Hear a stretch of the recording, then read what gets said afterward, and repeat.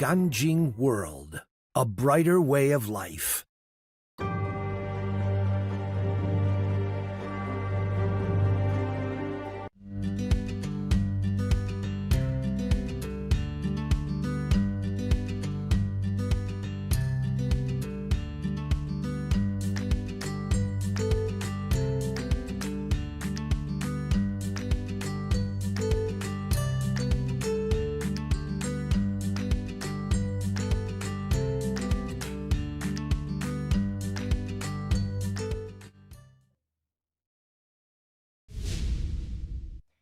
Welcome to NTD Newsroom. I'm Don Ma. The U.S. is rapidly making more ammunition. That's according to President Trump, who again issues a stern warning to Iran.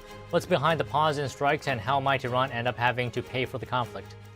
The Pentagon is taking new steps to boost weapons production amid the wars in Iran and Ukraine. How two new agreements aim to strengthen America's depleted weapons stockpiles. The Trump administration's fighting over in-state college tuition for illegal immigrants is spreading nationwide. Why a court victory in Illinois is just one part of a broader Justice Department campaign. 3 people are dead after a shooting at a food festival in Seattle. Police are still looking for one suspect. European forested areas equivalent to over 150,000 football fields have already burned amid major wildfires. What officials are doing to contain the fires and why they say the situation might become worse. The beaches where Allied troops turned the tide of World War II now recognized like never before. Why Normandy is making headlines again.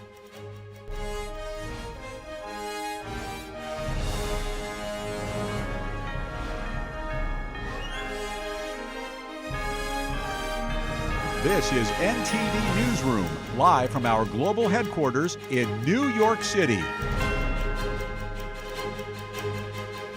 Thank you for joining us. Oil prices again tumbling as President Trump says he's pausing strikes because Iran wants to talk.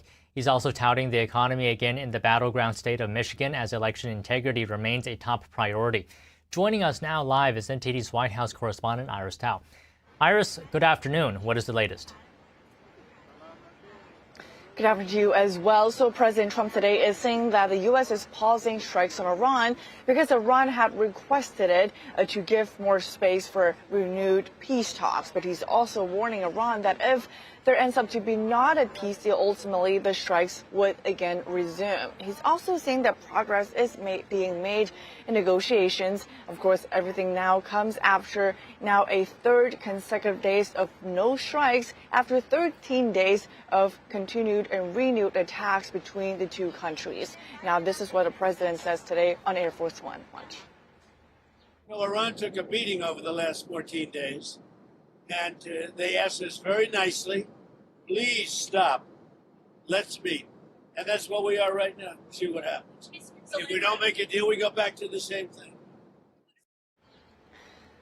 And President Trump today saying that he still has, quote, plenty of time to resolve the conflict. And that comes as the administration is now pushing back on reports suggesting that the U.S. military is running low on ammunition. Instead, the president says that the U.S. has a lot of ammunition of different types, and that in addition to that, they're also building a lot of them rapidly, as some of them were indeed depleted during the previous administration. Here's what the president said. Watch. Patriots in particular are being built. The THAAD system is going up. We have a lot. Every one of our contractors is building 4 to 5 plants right now. And we're in very good shape. But for some of the more sophisticated stuff, we'd certainly like to have more. Biden gave a lot of it away. In addition, the president again stressing that he will make Iran pay for this conflict by making them pay for the damages that they have incurred, especially, of course, during this whole conflict. Meanwhile, the president also is focusing on the economy and today touting what the White House is calling a manufacturing comeback in the battleground state of Michigan. Specifically, the president giving a speech this afternoon, the White House pointing to numbers, including, for example, billions of dollars of new investments in the state of Michigan. For example, a more than $7 billion data center project, as well as a $4 billion investment pledge in manufacturing by GM, and as well as a $3 billion investment by Ford. And that translates, the White House says, to actual jobs that will be obtained by Americans living in that state. For example, the pledge from Pratt Industries would create 5,000 jobs, as well as another 450 jobs from the new data center project and hundreds more from other expansions. Now, we know that Michigan is coming up as an important battleground in this upcoming midterms. It was won by President Trump back in 2016, again won by the president in 2024, and now a very important state, as well as this specific district that Trump is going to do, are counted as swing districts. Meanwhile, the president is also talking a lot about how different companies are now putting more money into the American economy because of what he's doing. Watch.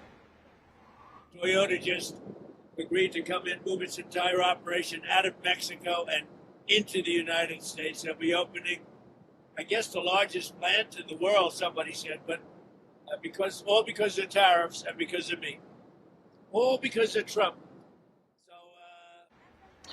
Now, President Trump is on the ground in Michigan, but aside from the economy, election integrity remains another top priority for the Trump administration, as we are now about 99 days away for the November midterms. Now, President Trump this morning calling again on Senate Majority Leader John Thune to pass the Safe America Act, this time by making them stay in D.C. instead of going home for the summer recess that was supposed to happen next Thursday. Now, President Trump is calling on them to stay in town until they get the Safe America Act passed, saying that Senate Majority Leader Thune should get his job done or else get rid of the filibuster. Back to you. All right, Iris, thank you. Meanwhile, in Yemen, the Iran-backed Houthi terror group is claiming responsibility for drone attacks targeting Saudi Arabia's crude oil infrastructure. Saudi Arabia condemned the attacks and says it reserves the right to respond as concerns grow that the Iran war is spilling across the region and threatening critical energy infrastructure. Saudi Arabia says its air defenses intercepted and destroyed several drones targeting oil facilities. No casualties or damage were reported. Meanwhile, commercial traffic through the Strait of Hormuz remains below normal as the conflict continues to disrupt one of the world's most important oil shipping routes. Israeli Prime Minister Benjamin Netanyahu is heading to Washington today. He will meet with President Trump tomorrow, saying Iran will be among the issues discussed. Here's more. I am on my way to Washington for a meeting with our friend President Donald Trump. We will discuss all the issues on the agenda, foremost among them Iran. Of course, our goal is to preserve our security and also to expand the circle of peace around us. I am setting out on this mission with one clear objective: to ensure the security, strength, and future of our dear state of Israel.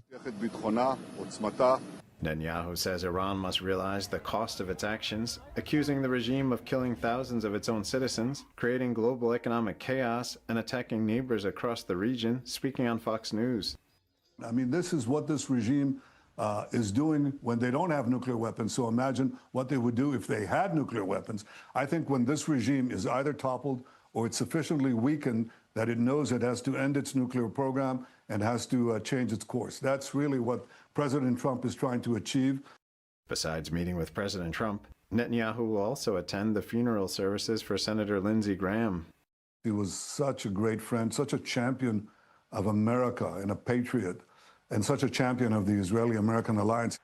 The Israeli Prime Minister also commenting on the U.S.-Saudi nuclear deal, saying President Trump was absolutely right in basing the deal on Saudi Arabia joining the Abraham Accords to normalize relations with Israel. I stress civilian because the last thing we want, and I'm sure the last thing the president wants, is a military program, nuclear program in Saudi Arabia. The Pentagon is working to boost weapons production amid the Iran war and the Ukraine war. It announced 2 deals today with contractors L3Harris and Lockheed Martin.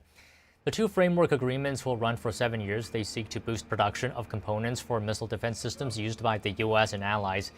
Undersecretary of the War Department Michael Duffy said rebuilding the, quote, arsenal of freedom requires moving with speed and precision. L3Harris will speed up production of parts for the Patriot missile interceptor.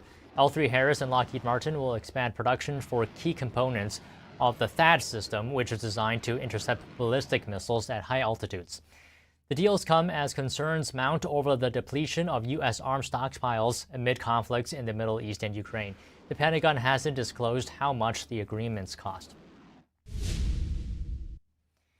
The Department of Homeland Security announced that it has imposed more than $84 billion in civil fines on illegal immigrants who have failed to leave the United States after receiving final removal orders.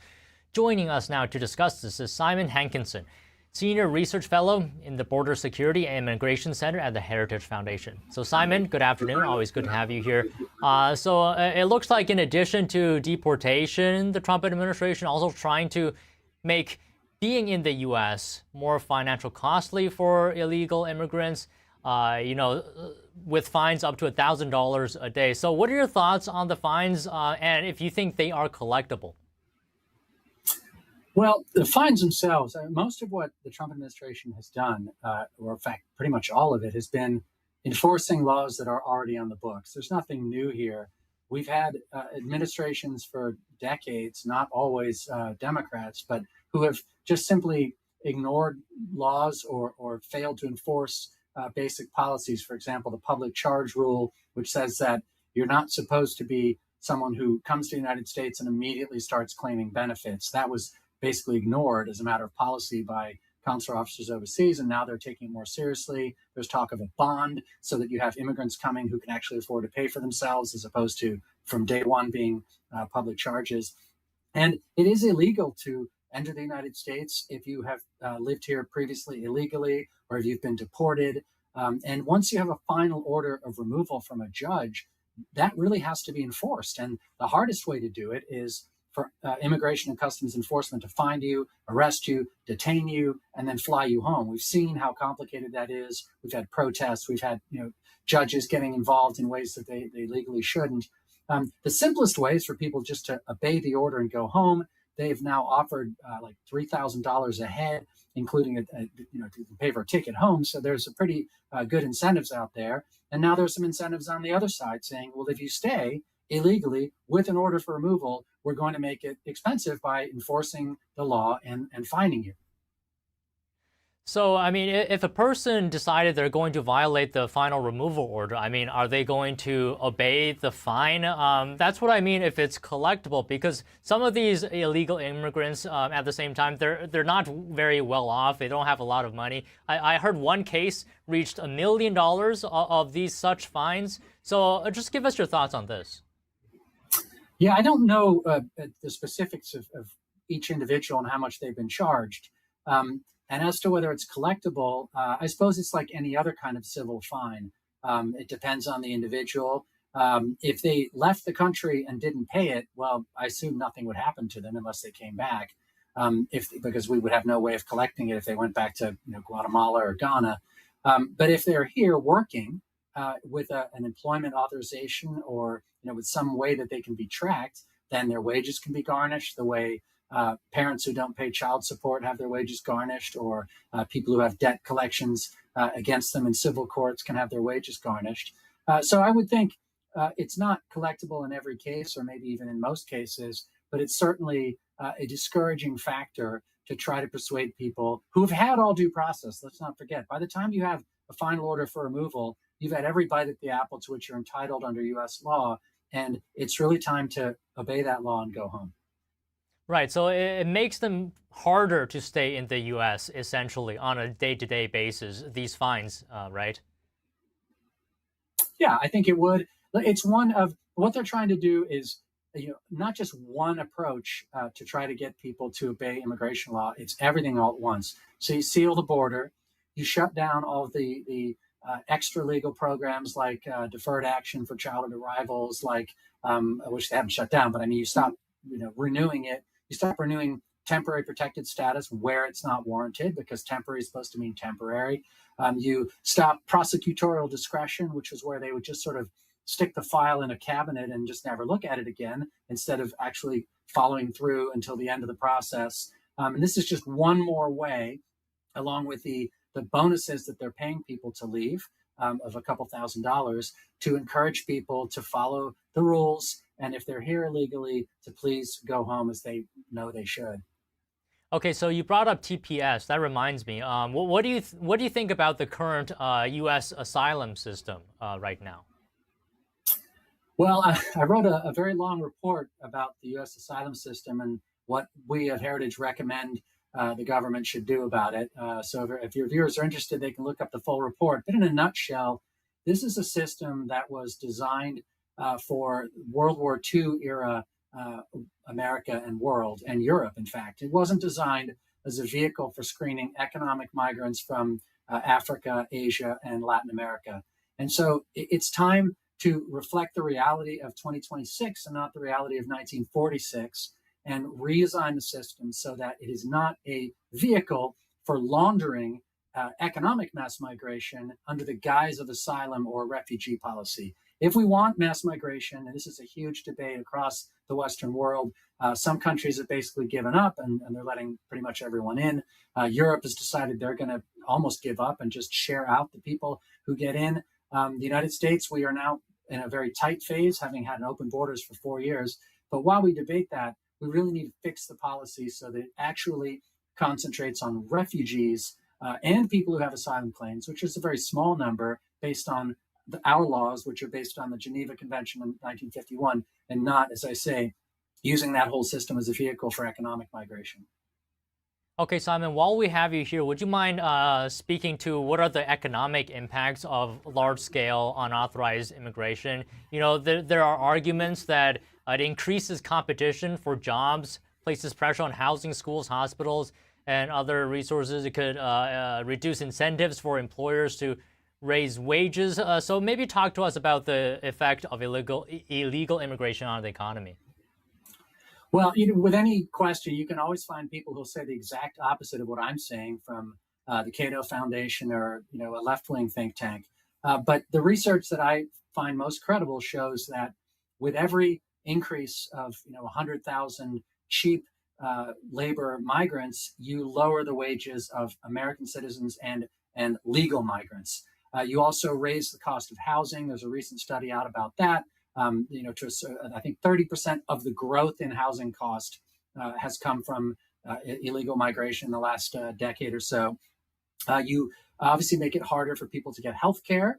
If there are hospitals in areas with heavy concentrations of migrants who are depending on welfare and government services, that's going to make your wait times longer at the doctor and the hospital.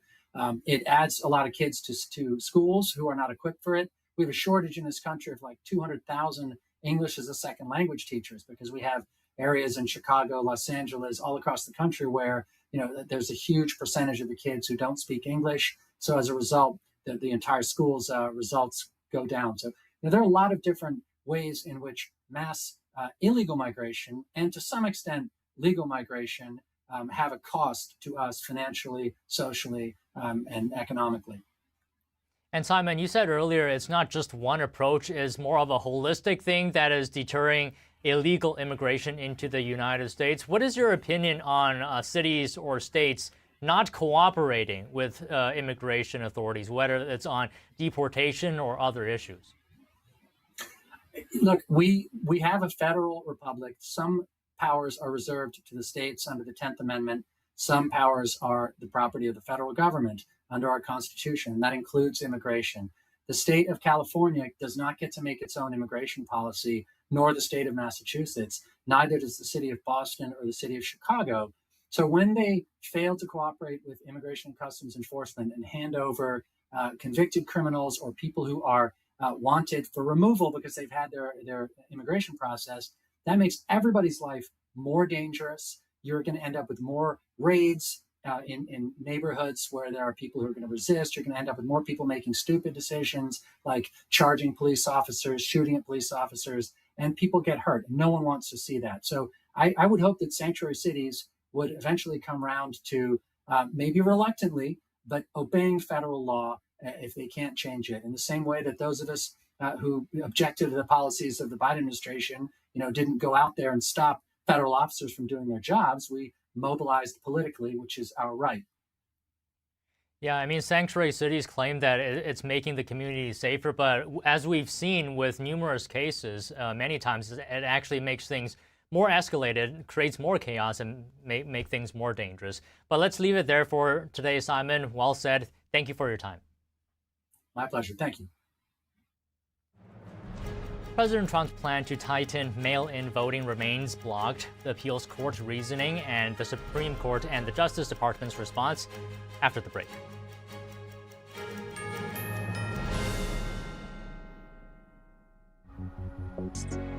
How Covenant House changed my life. Call or go online now and give just $19 a month. We'll send you this comforting blanket as a reminder of the difference you're making in a young person's life.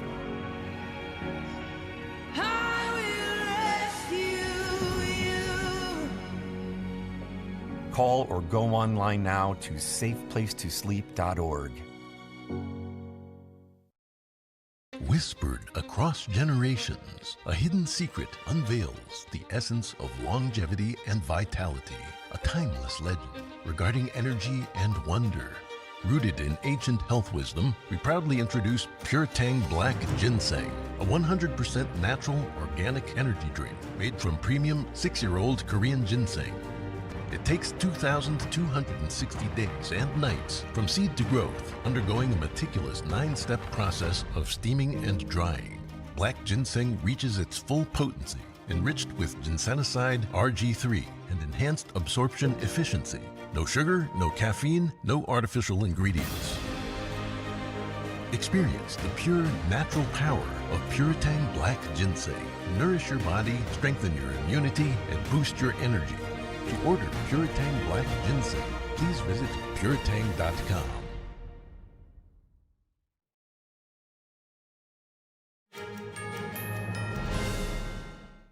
President Trump is now touring GM's proving grounds and vehicles in Milford, Michigan, where he is also participating in a gift ceremony. Let's take a look.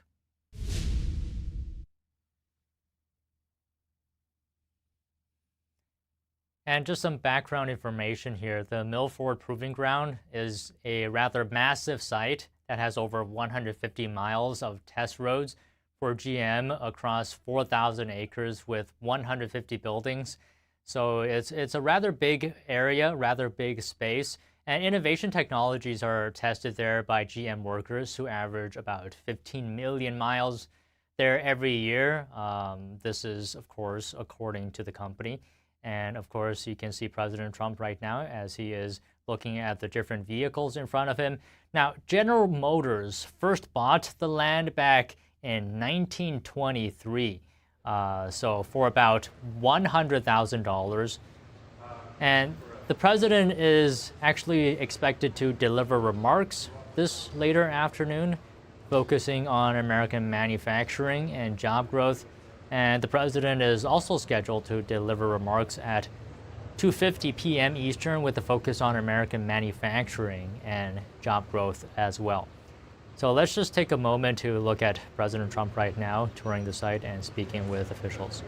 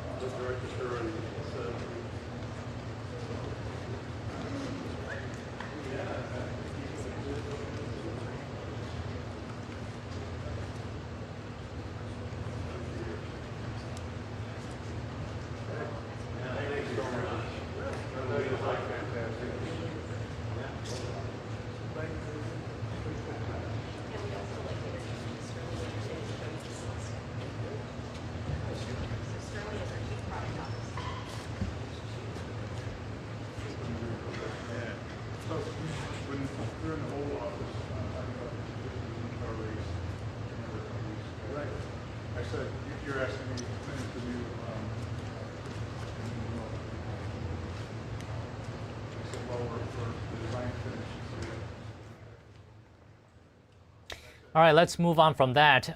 Democrats and Republicans are rolling out different messages to win voters with 100 days until the midterm elections. Democrats are focusing on the cost of living, accusing Republicans of driving up expenses and threatening health care access. The GOP is also highlighting affordability while focusing on election security and warning voters about the shift towards socialism and communist-style policies within the Democratic Party. Both parties are targeting key House, Senate, and governor's races ahead of Election Day on November 3rd. Republicans say they have the resources and support of President Trump to protect their majorities. Democrats say they're building momentum with candidates focused on lowering costs. On Capitol Hill this week, House lawmakers have already started their 5-week recess while senators return for a final week of work. A packed to-do list includes budget work confirming a President Trump nominee and high-profile hearing. NTD's Melina Weisskopf has a preview. Senators this week continuing work on the 2027 budget. Senate Leader John Thune facing renewed pressure to take up the House-passed budget resolution. That's a party-line bill that includes elements of the Save America Act.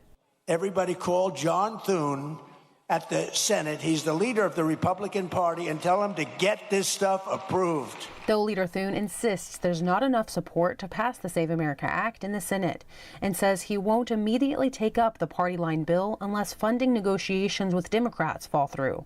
Chair Susan Collins is working with Democrats on the Appropriations Committee to find a path forward to have a continuing resolution to keep the government funded to get past the November elections so that we don't have the specter of a government shutdown, something that happened a couple of times this last year. Also this week, a high-profile hearing with Dr. Anthony Fauci. Senator Rand Paul is leading the hearing just days after releasing another batch of COVID-19 related documents. They show that years before the outbreak, U.S. Customs and Border Protection intercepted undeclared biological materials tied to U.S.-China coronavirus research. Daszak was even sent to China with the WHO to investigate the origins of COVID. So the very scientists that were commissioned to investigate COVID were, in some cases, the very scientists who were complicit in the origins of the gain-of-function experiments that may well have created COVID. Senators this week will also take up the confirmation of Todd Blanche to become the new U.S. Attorney General. The vote was delayed as the White House worked last week to secure support from 2 Republican holdouts. Reporting from Washington, D.C., Melina Weisskopf, NTD News. The Senate is moving forward with votes on President Trump's nominee to lead the nation's intelligence agencies, Attorney Jay Clayton. A procedural vote is expected today with final confirmation possible later this week. Clayton's nomination advanced through the Senate Intelligence Committee in a narrow 9-8 vote with Republicans supporting him.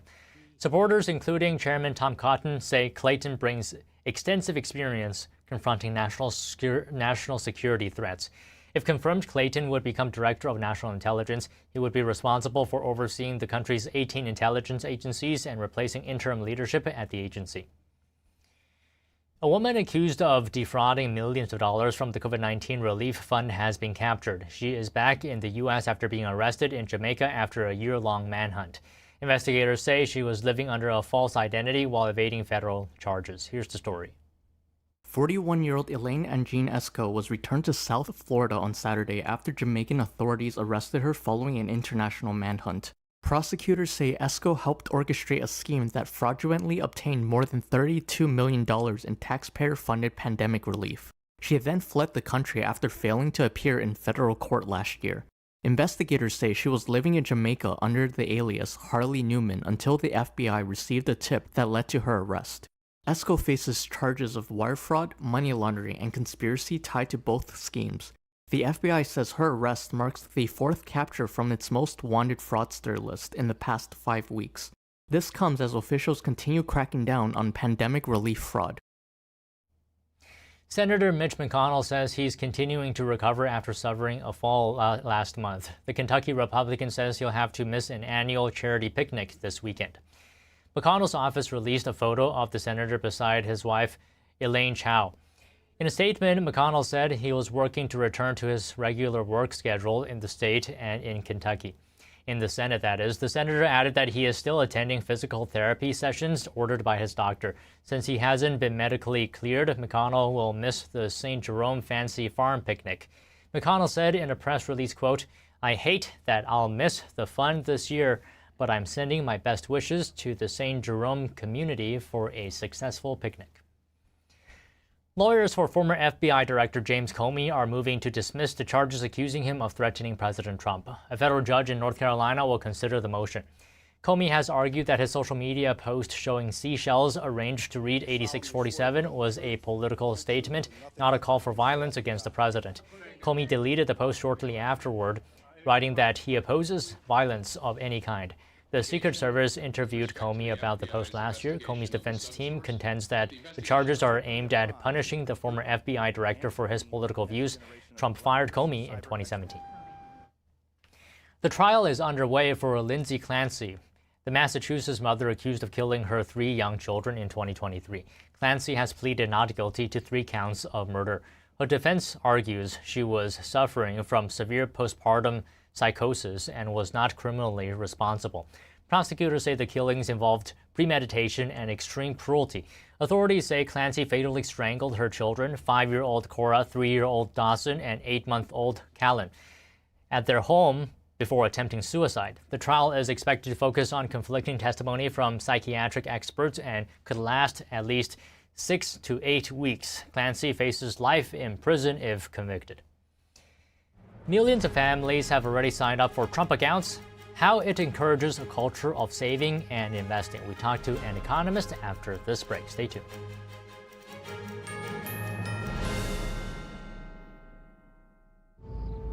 That first time seeing my son, I feel like my life did a 180.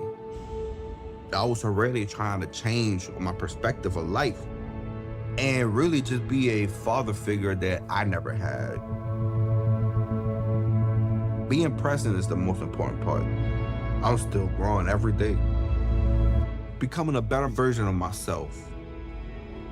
To be the better mirror for my son. I mean, he's just growing. He's becoming his own person.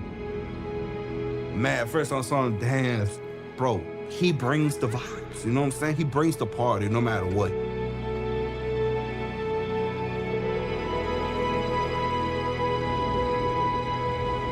He really a definition of like why he loves somebody. And I love him to the death of me.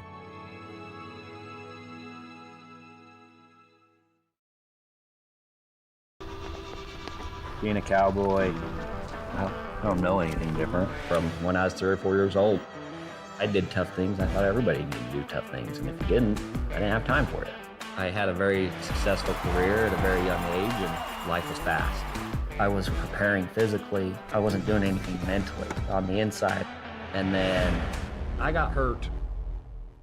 I wanted to be better as a person, and I really dug into mental health. I start my day with 20-minute workouts. I live life 8 seconds at a time. Horses are so therapeutic. They know what you're feeling. When you're nervous, they're nervous. You won't say it back, but we're pals. I take a lot of responsibility in taking care of my kids, my family, and being there for them. You're gonna have tough days. Everybody does. Find a place to stop and just breathe. Love your mind. Every day, thousands of kids start vaping. And I can't let this happen to my kid. Of course, it's awkward to talk to your kids about the dangers of vaping. Hey, bestie, how sketch is vaping? It's hard to get their attention. Ready? Go. Yes, look at that. You didn't turn yours over. So if you want to talk to your kids about the dangers of vaping, you have to get it trending. Right, Backpack Kid? Let's do it. First, invite your kid to do the vape talk. Let's try this. All right. Why is he here? Yeah, I gotta get it trending, honey. Come on. To the left. To the right. Let's go.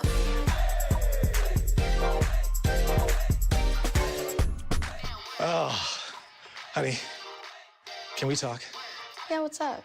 I see a lot of your friends vaping. Visit talkaboutVaping.org for tips on when and how to have the vape talk.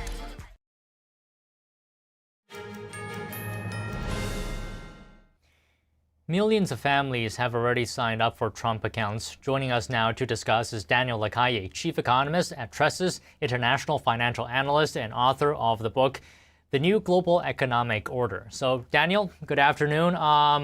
So to start off, maybe give us your thoughts on the Trump accounts. You know, it gives every child a financial asset from birth and investing early on. So talk to us about this. Why is this so important, Don? Because a lot of people these days are complaining about capitalism and are complaining about billionaires making money. And there's a constant use of propaganda trying to undermine the very elements that create wealth and that generate prosperity. So it's important for young children, it's important for teenagers and families to have access to investment, to understand that they're getting richer, they're getting more wealthy when they are investing, that they are actually preparing for the future, and that going alongside the companies that are driving the economy is a very significant part of becoming an element with the prosperity that the country is achieving. So I think that this is exceedingly important. People need to understand that when you hear so many people complaining about the so-called billionaires that are making way too much money, etc., that they have also created thousands, hundreds of thousands of jobs, additionally made incredible investments, and that is something that you can benefit from investing alongside them. So this is why it's so important to bring people the way that it used to be in the 50s when my parents started investing, etc., the way it used to be, in which they would be happy and they would see the benefits of being part of an economy that is thriving. Yeah, seeing the benefits of capitalism. And can you explain how this is different from welfare?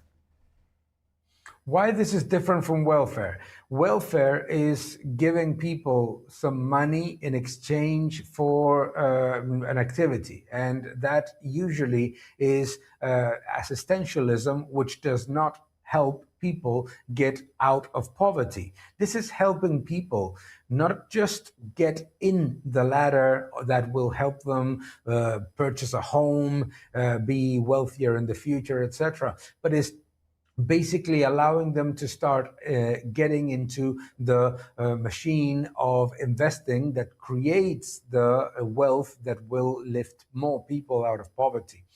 For example, it's very simple. If I give you $1,000 for you to spend in food, that is not going to make you any richer and certainly will not lift you out of poverty. It will only disguise it. If I give you $1,000 to invest, that is making you wealthier, but it's also helping you get out of a train of assistantialism and dependence on the government. So one thing, which doesn't mean that there doesn't need to be any type of aid, obviously that also is something that is important and continues to exist. But this is something completely different. This is something that helps people understand the benefits of saving, the benefits of investing, why investing and keeping those investments generates an increased return over time, and why you don't need to depend on the state to have the pension, the house, etc. Obviously, it's a small aid, but it gets people it makes people understand what's going on. No, I remember the first time I got a share. My parents gave me a share, one of a company. I was so excited. And when the company gave good profits, I was very, very happy. And when I had a little bit more money, I put more money in that investment. And that, little by little, makes people enjoy not just the benefits of capitalism, but understand the benefits of profit generation, the benefits of company growth, the benefits of consolidation, and the benefits on financial markets. So in the U.S., there has been some rise of democratic socialist candidates, politicians. I'm wondering if If a child growing up can see the benefits of their money growing, would you say that has a positive effect in motivating them to move away from the ideology of socialism and convince them how capitalism is the way? Socialism can only be sold by lying in a number of ways. Number one, telling you that you cannot get any worse than you are today. Number two, saying that wealth is like a cake that can be redistributed, which is false because wealth is either created or destroyed. It cannot be redistributed. It's not static. And third, by implementing the idea of envy and of propaganda in people's minds. So, democratic socialism is an oxymoron because it's not democratic. It always uses the mechanisms of democracy and free markets in order to demolish the values of democracy, free markets, and open economies that we know. But more importantly, the way in which you combat this spread of envy that is constantly being repeated by people like Bernie Sanders, like Ocasio-Cortez, Mamdani, who say that the reason why your wages are not increasing is because there are billionaires. Makes no sense, no? Billionaires are not stealing from you. They are creating wealth, and what you need to do and what needs to happen is that availability of wealth creation is shared and is open to all classes. So like in the 50s, the United States was able to demolish the idea of socialism that permeated, for example, some economies in Europe. How did it come? It came by showing people that they could own a home, that they could invest and get wealthier, and that they could participate in the growth of the most important and most envied economy in the world. So the moment that you eliminate the roots of what socialism uses to attract attention, which is envy, which is the idea that stealing is good as long as it's done by the state, all those things, once you eliminate them by showing people the benefits of investing and of participating in wealth, then the country continues to thrive. Furthermore, you don't enter into stagnation and real net wage growth decline like all the countries that implement socialism, even at small scales. Okay, since we're on the subject of the rich, what do you say to the criticism that this Trump account program disproportionately benefits wealthy families because higher income families can contribute more, so the wealth gap between higher and lower income children will grow over time?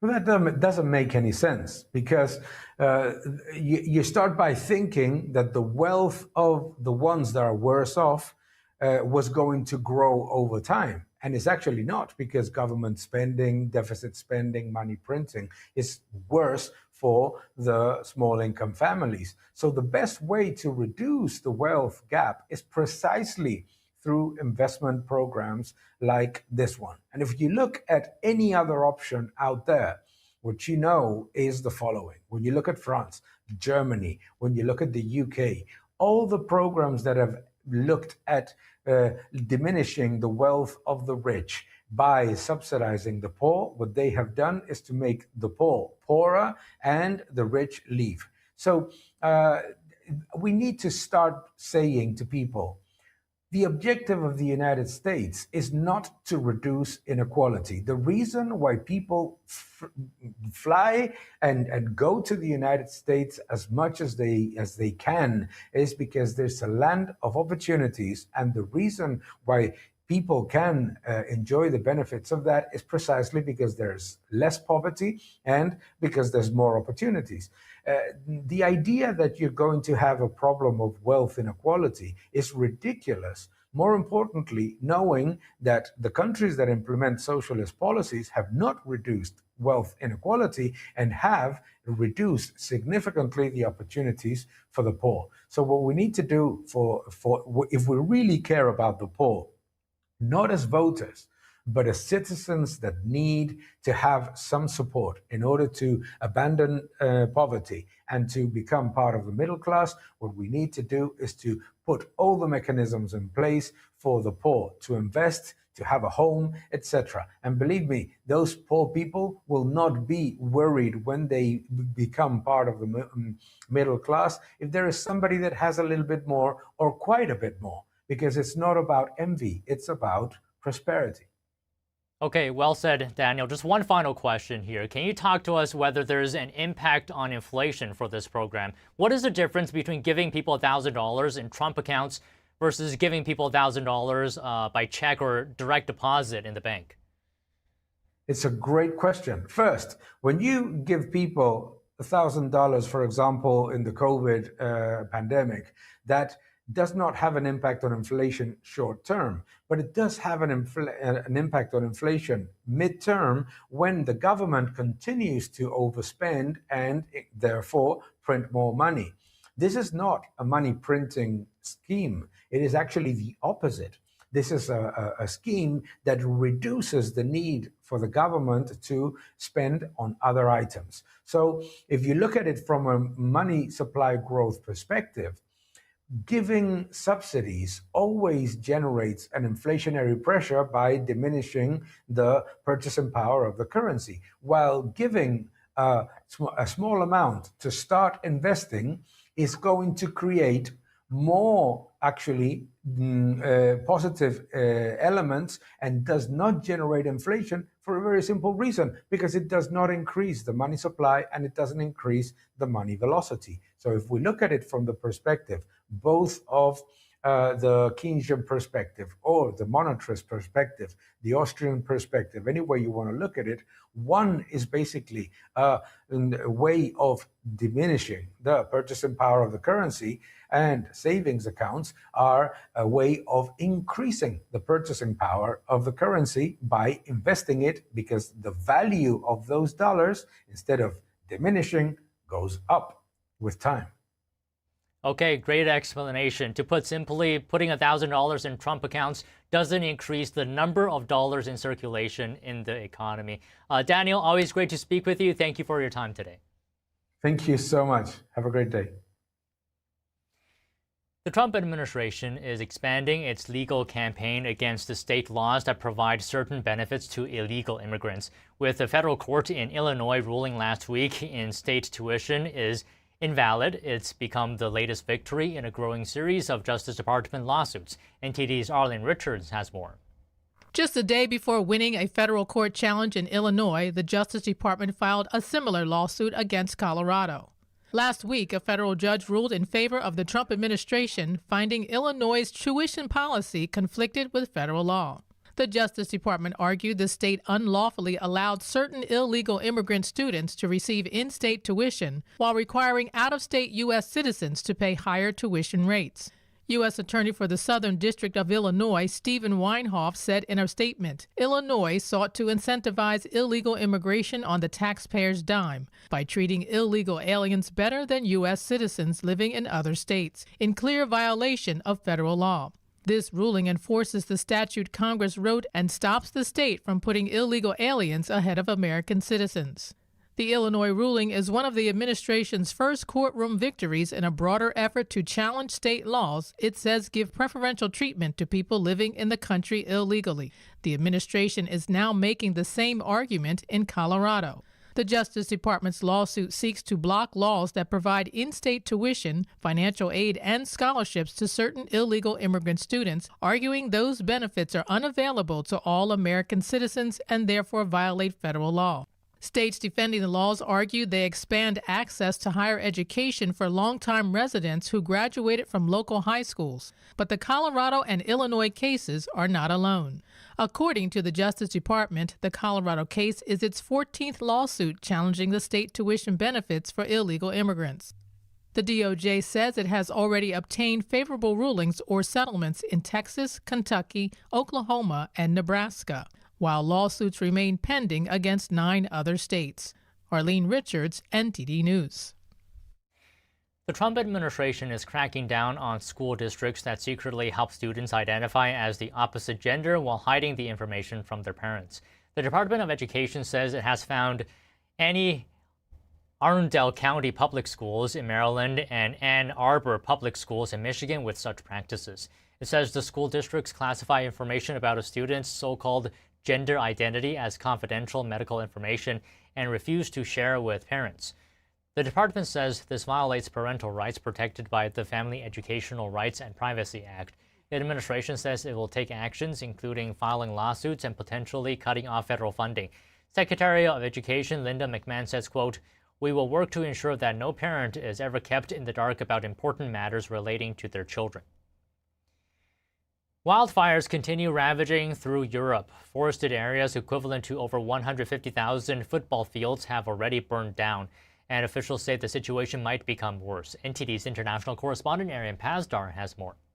Dramatic footage on Monday showing a wildfire in Spain spreading onto a highway. Another video shows the aftermath of the disaster in a small town in the center of the country, west of Madrid. You'll see burned cars, traffic signs, blackened fields, destroyed vegetation, and even wildlife killed by the flames.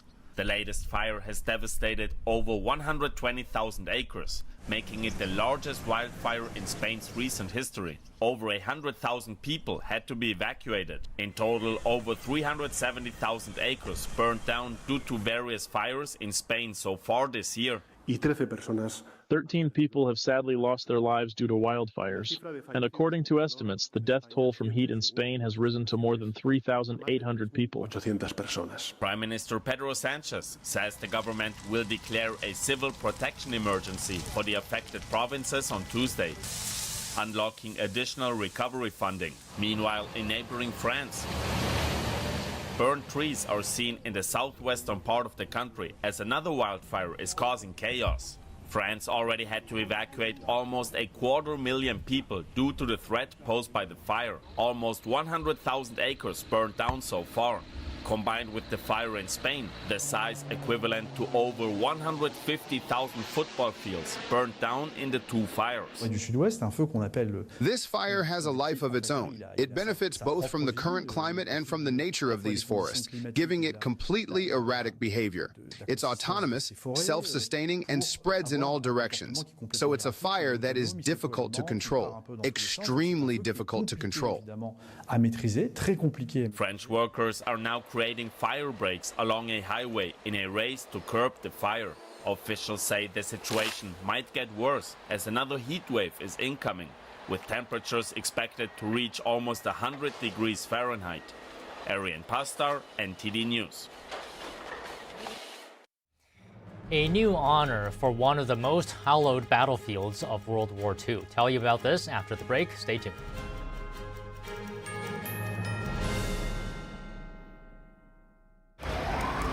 Hate is loud. It gets clicks. It gets attention. Hate, however, is actually quite small. But love.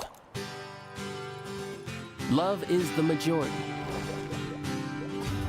Filling up something far more important than any feed. Love fills our hearts, our lives, our every day with understanding, empathy, and compassion, leaving hate to become what it truly is, a whisper.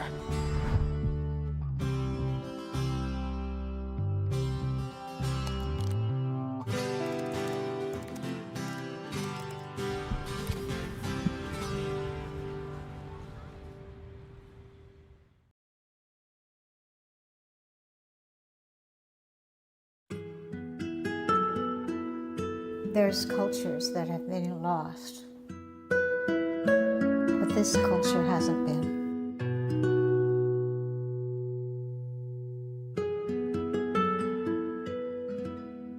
The artist is showing us our sense of who we are,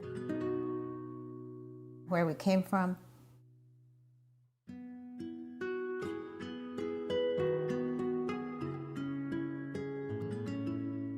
You look at his hat. His hat is knitted probably by a man, because the men traditionally knitted the hats. That hat tells you the story of who this person is, what his place in the culture is, the animals around him. Everything's all contained in the messages in the hat. And the tool that he's carrying over his shoulder. This is a centuries-old tool that has been able to rework the mountains. Those traditions are invaluable, and if we don't honor those traditions, then we're rootless. The artist is showing us the value of maintaining our culture and respecting our culture.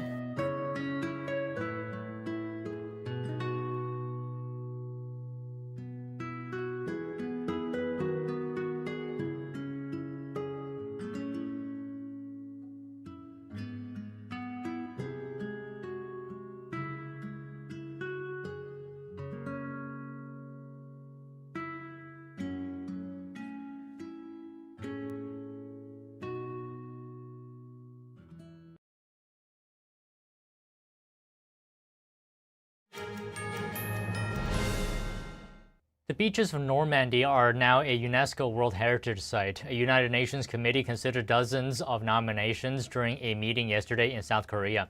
The UNESCO status comes after more than 80 years after U.S. and Allied forces landed on the beach to fight Nazi Germany.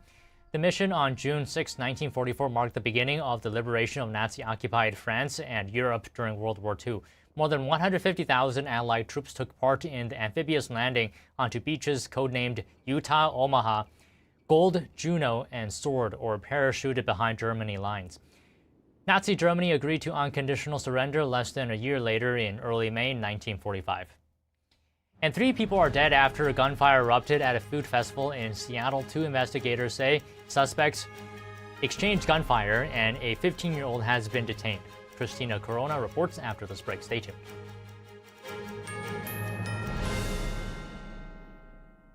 The bladder control aisle. You won't shop here again. Your private business is your own. The constant struggle is over. Now there's a better way. It's HDIS. We home deliver bladder control products. We understand how you feel. For over 25 years, we've home delivered to many of the 20 million Americans who deal with incontinence. We offer all brands. We pay shipping and use plain, unmarked boxes. If we can help you or someone you care for, call for your free product sample pack and $45 in money-saving coupons. Our counselors will help you choose the right product. And unlike stores, we're always in stock. You'll get what you need. Satisfaction guaranteed. HDIS, the better way. For your free sample pack with your free catalog, $45 in money-saving coupons, and free product samples, call 1-800-701-6159. That's 1-800-701-6159. The 8th NTD International Piano Competition welcomes distinguished pianists from around the world, celebrating the depth, discipline, and expressive power of the Baroque, classical, and romantic repertoire. September 1st through the 5th, 2026, New York City. Apply at piano.ntdtv.com, honoring the timeless tradition of the piano.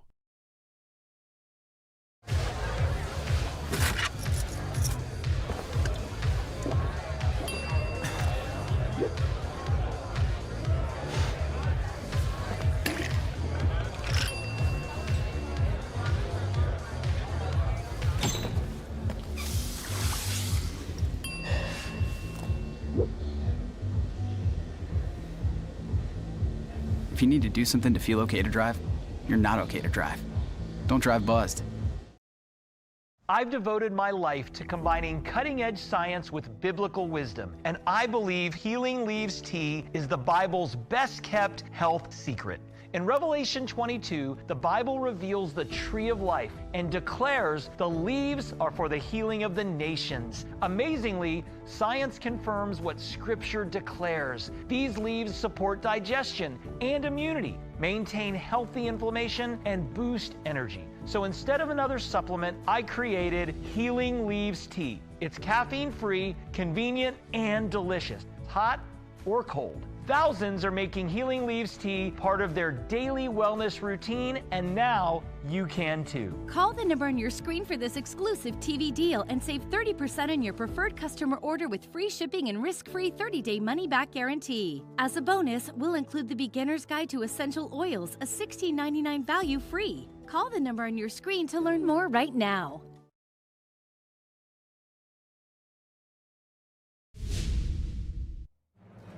Welcome to NTD Newsroom. I'm Don Ma. Oil prices taking a plunge as the U.S. elects not to strike Iran for the third straight night in a row, and President Trump pushing for a diplomatic end to the conflict. The Pentagon is taking new steps to boost weapons production amid the wars in Iran and Ukraine. How two new agreements aim to strengthen America's depleted weapon stockpiles. The Education Department says school districts are secretly helping students identify as the opposite gender and hiding the information from their parents. The Trump administration is taking action now targeting such school districts. The Trump administration's fight over in-state college tuition for illegal immigrants is spreading nationwide, but why a court victory in Illinois is just one part of a broader Justice Department campaign. 3 people are dead after gunfire erupted at a food festival in Seattle. Investigators say 2 suspects exchanged gunfire and a 15-year-old has been detained. Christina Corona reports. European forested areas equivalent to over 150,000 football fields have already burned amid major wildfires. What officials are doing to contain the fires and why they say the situation might become worse.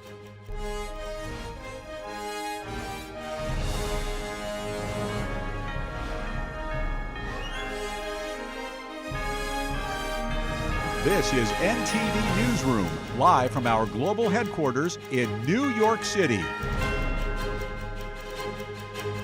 Thank you for joining us. The U.S. choosing not to strike Iran for the third straight night in a row as President Trump pushes for a diplomatic end to the conflict.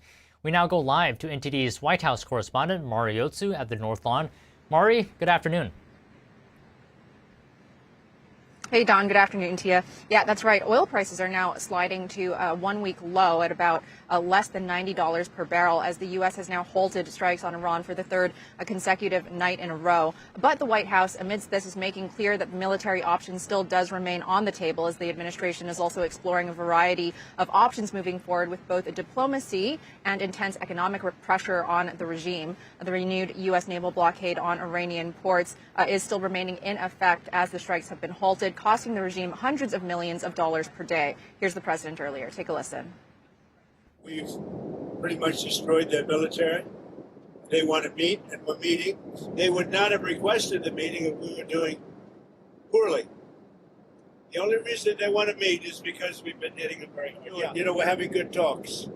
So we'll see what happens. I think there's a good chance that something could happen. And if it does, good. If it doesn't, we go back to doing what we were doing 2 days ago.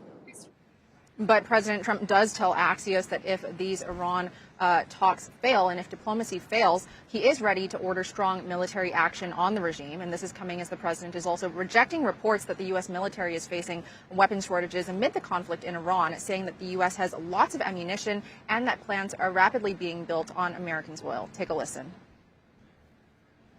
The Patriots in particular are being built. The THAAD system is going up. We have a lot.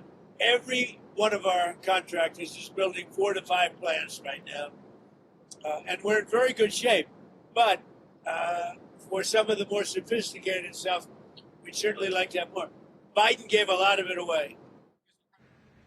Now, President Trump made these comments on his way to Michigan, where he toured a General Motors facility there. And he'll soon be giving remarks there. The White House says he can expect to be touting bringing manufacturing back to America and rebuilding the auto industry in Michigan. The White House says that since returning to office, President Trump has secured billions in new investments from companies like GM, Stellantis, OpenAI, Ford, and others, creating thousands of jobs in Michigan and protecting over 170,000 manufacturing positions through the Working Families tax cuts. Here's the president earlier. Take a look. Toyota just agreed to come in, move its entire operation out of Mexico and into the United States. They'll be opening, I guess, the largest plant in the world, somebody said, but all because of tariffs and because of me. All because of Trump. Meanwhile, Don, on President Trump's schedule tomorrow, the president is expected to attend the funeral of his late longtime friend, Senator Lindsey Graham, at the Washington National Cathedral. Now, both Ukrainian President Volodymyr Zelensky and Israeli Prime Minister Benjamin Netanyahu are on their way to Washington to attend that funeral as well, and President Trump will be welcoming both of them to the White House after that. The White House saying that with President Zelensky, President Trump will discuss the ongoing peace process between Russia and Ukraine. President saying now is the time to end that war. And with the Israeli Prime Minister, President Trump will discuss the conflict in Iran project with the trilateral framework in Lebanon and expanding the Abraham Accords. Back to you. All right, Mari, thank you. Meanwhile, in Yemen, the Iran-backed Houthi terror group is claiming responsibility for drone attacks targeting Saudi Arabia's crude oil infrastructure. Saudi Arabia condemned the attacks and says it reserves the right to respond as concerns grow that the Iran war is spreading and spilling across the region and threatening critical energy infrastructure. Saudi Arabia says its air defenses intercepted and destroyed several drones targeting oil facilities. No casualties or damage were reported. Meanwhile, commercial traffic through the Strait of Hormuz remains below normal as the conflict continues to disrupt one of the world's most important oil shipping routes. Gas prices are holding steady after the U.S. paused strikes over the weekend. AAA reports regular gas is averaging $4.11 a gallon. Brent crude is trading below $90 a barrel after topping $100 last week. WTI is fluctuating around the low 80s. Traffic in the Strait of Hormuz remains minimal, and Iranian proxies are threatening an alternate route. Israeli Prime Minister Benjamin Netanyahu is heading to Washington today. He will meet with President Trump tomorrow, saying Iran will be among the issues discussed. Here's more. I am on my way to Washington for a meeting with our friend President Donald Trump. We will discuss all the issues on the agenda, foremost among them Iran. Of course, our goal is to preserve our security and also to expand the circle of peace around us. I am setting out on this mission with one clear objective: to ensure the security, strength, and future of our dear state of Israel. Netanyahu says Iran must realize the cost of its actions, accusing the regime of killing thousands of its own citizens, creating global economic chaos, and attacking neighbors across the region, speaking on Fox News. I mean, this is what this regime is doing when they don't have nuclear weapons. So imagine what they would do if they had nuclear weapons. I think when this regime is either toppled or it's sufficiently weakened that it knows it has to end its nuclear program and has to change its course. That's really what President Trump is trying to achieve. Besides meeting with President Trump, Netanyahu will also attend the funeral services for Senator Lindsey Graham. He was such a great friend, such a champion of America and a patriot, and such a champion of the Israeli-American alliance. The Israeli Prime Minister also commenting on the U.S.-Saudi nuclear deal, saying President Trump was absolutely right in basing the deal on Saudi Arabia joining the Abraham Accords to normalize relations with Israel. I stress civilian because the last thing we want, and I'm sure the last thing the president wants, is a military program, nuclear program in Saudi Arabia. The Pentagon is working to boost weapons production amid the Iran war and the Ukraine war. It announced 2 deals today with the contractors L3Harris and Lockheed Martin.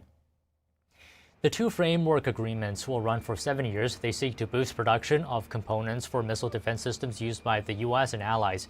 Undersecretary of the War Department Michael Duffy said rebuilding the, quote, arsenal of freedom requires moving with speed and precision. L3Harris will speed up production of parts for the Patriot missile interceptor. L3Harris and Lockheed Martin will expand production of key components for the THAAD system, which is designed to intercept ballistic missiles at high altitudes. The deals come as concerns mount over the depletion of U.S. arms stockpiles amid conflicts in the Middle East and Ukraine. The Pentagon hasn't disclosed how much the agreements cost. Democrats and Republicans are rolling out different messages to win voters with 100 days until the midterm elections. Democrats are focusing on the cost of living, accusing Republicans of driving up expenses and threatening health care access.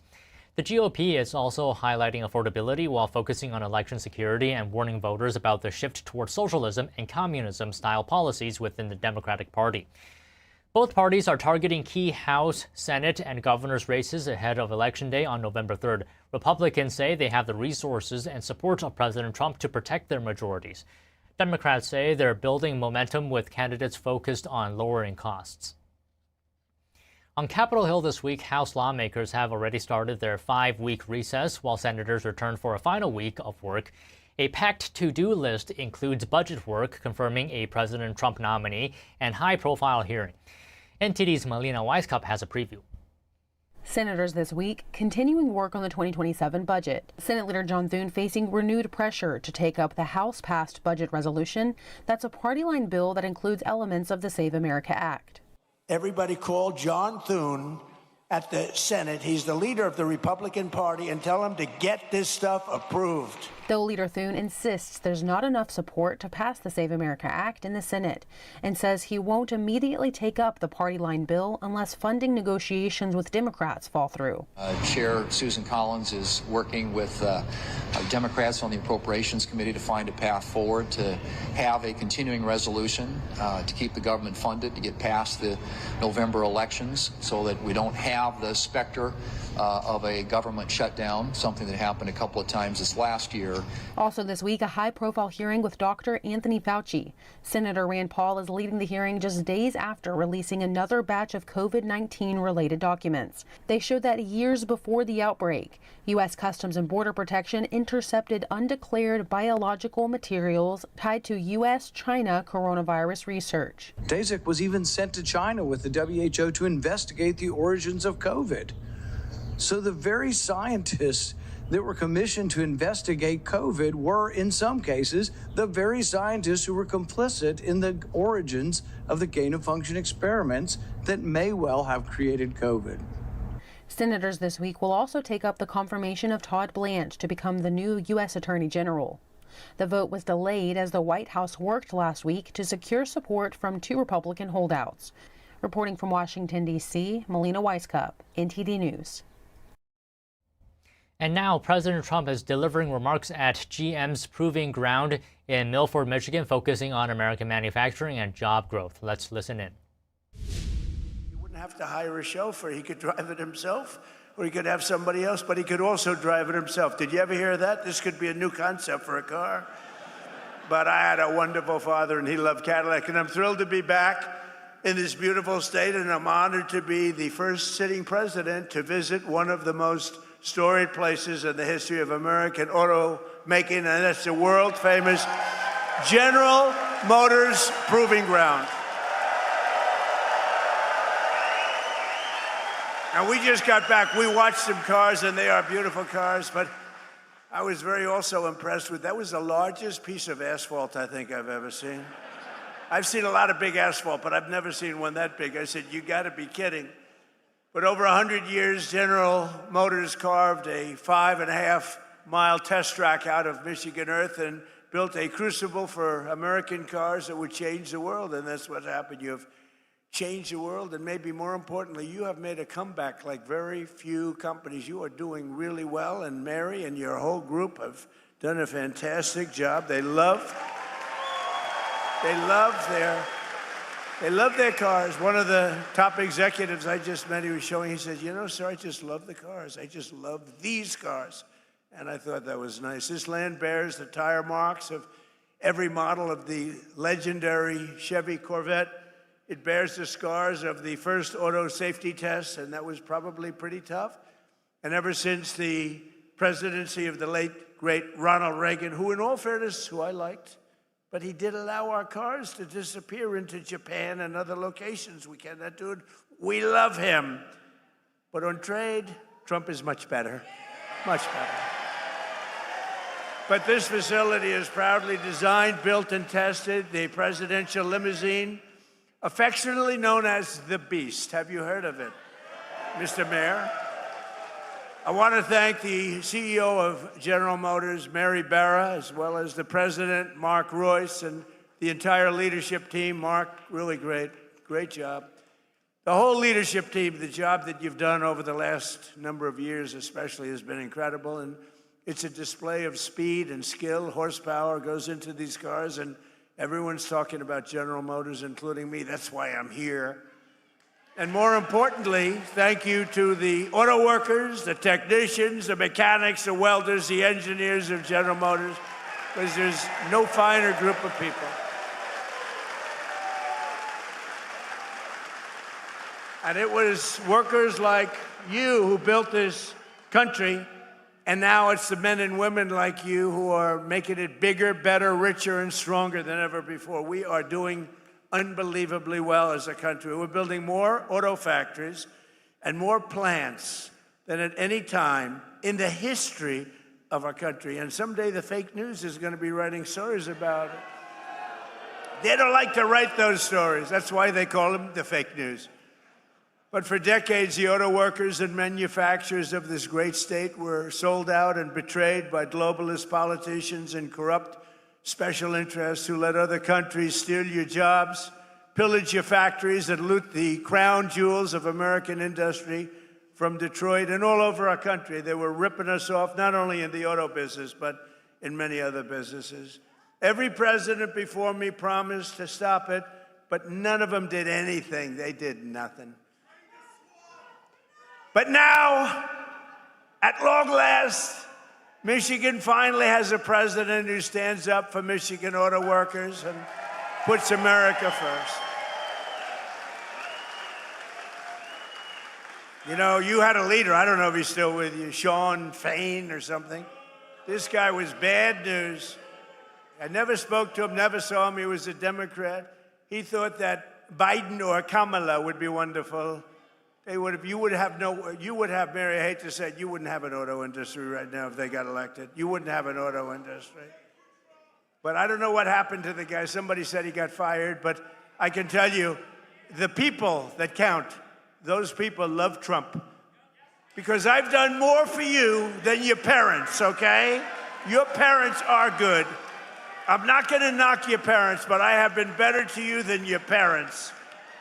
That I can tell you, and they would agree with me. Wherever they may be, they would agree.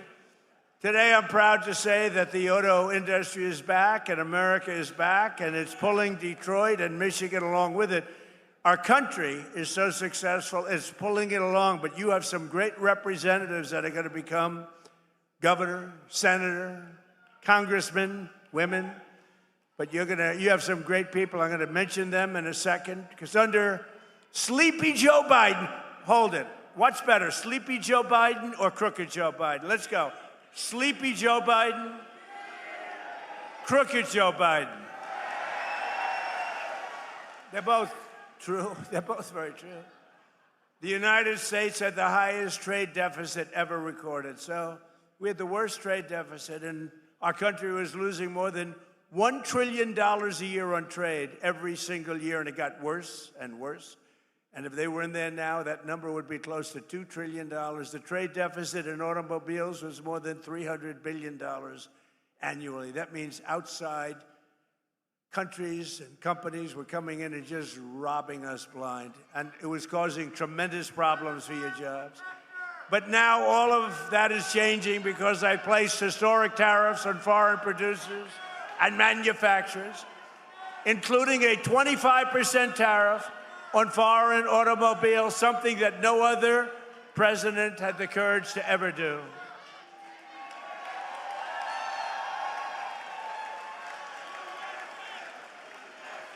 He's a communist. He's a communist.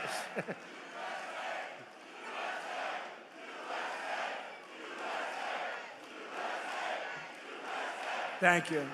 He's a communist. We're running against communists. Now, this is great. What's going on? But we're going to win very big. No, I didn't even hear the guy. I think.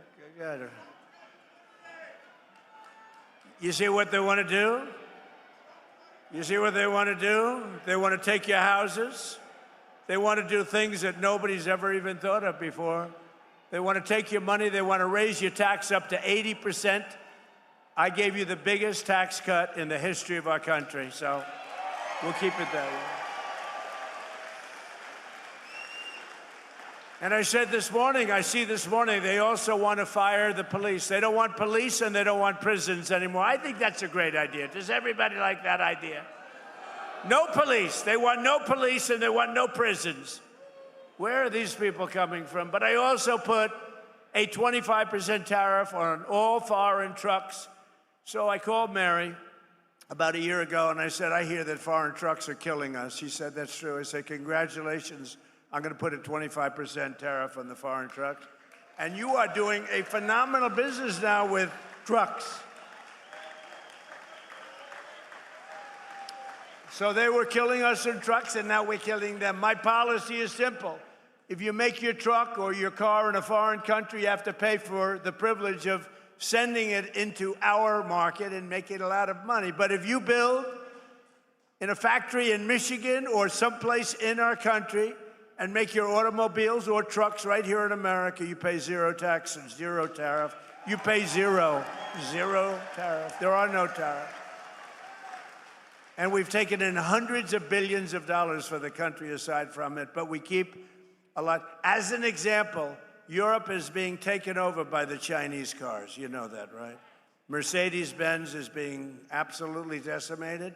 BMW, good companies, decimated. Volkswagen, decimated. They don't do anything about it. We don't have, to the best of my knowledge, Mary, one Chinese car in the country. They have a 100% tariff, and our automakers are doing, I think, business like you've never done before, right? Right? You're doing more business, better business, bigger business than you've ever done before. In 18 months, we've slashed our trade deficit with China by the largest amount in history. Nobody can believe it. You know, if you get it down a half a point, it's a lot. We got our trade deficit down by 71%. 71%. Worldwide. 1 year ago, our country was dead. And now we are the hottest country anywhere in the world. We're the hottest country. Everybody is respecting us. You know, they respect us again. They respect the United States. I think they respect us more than they've ever. And we did this in a year and a half. In 4 long years of sleepy Joe Biden and his crazy administration, they're communists. They were communists. That was the beginning. He wasn't, because he had no idea what the hell was happening. They said, Joe, let's go communist. He said, what is that exactly? They got less than $1 trillion. So think of it. In 4 years, they had investment of less than $1 trillion. 4 years, less than $1 trillion. In 1 year, my administration secured commitments of more than $19.2 trillion from all over the globe. Think of that. 1 year, 19.2. If they got in, and they were essentially, they didn't think of themselves as communists, but they were. But now you have down and out communists. I mean, these people are down and out. And remember, you go communist, nothing good happens. That's been proven for 1,000 years using different names. But right here in Michigan, General Motors is expanding operations at its Factory Zero. Do you know what Factory Zero is? What the hell does that mean, Mary, Factory Zero? You're going to have to explain. In Detroit to produce some of America's most iconic vehicles, including the Chevy, well, I hear it's good, Silverado, right? Silverado, really hot, right? It's going to be hotter after today. The GMC Sierra, the world-famous Hummer. I got to look at some of these. In fact, I said to Mary, how about sending me a couple? And one and only the Escalade. You know, we ordered, I think, 250 Escalades, right? We ordered 250 Escalades. That's so we look sharp in those cavalcades, you know? We look sharp in those Escalades. Our guys are very spoiled. They're very spoiled. They like the Escalade, so do I. They were great to deal with. General Motors, they're making literally 250 of them, and it was about time. In 2026, GM increased truck and SUV production by 20%, and in the past 2 years, the company's invested $9 billion in bringing factories home to the USA. They're coming back home because, frankly, when they build here, there's no tariff. It's really not complicated. A lot of people don't understand that. They say, oh, what does it mean? They have no idea. They don't have a clue. But Mary understood it. Her whole group understood it, and they're coming back home where they belong. So I just want to congratulate General Motors. That's why I'm here today. I'm very proud of General Motors. For years, you watch companies move production from America down to Mexico.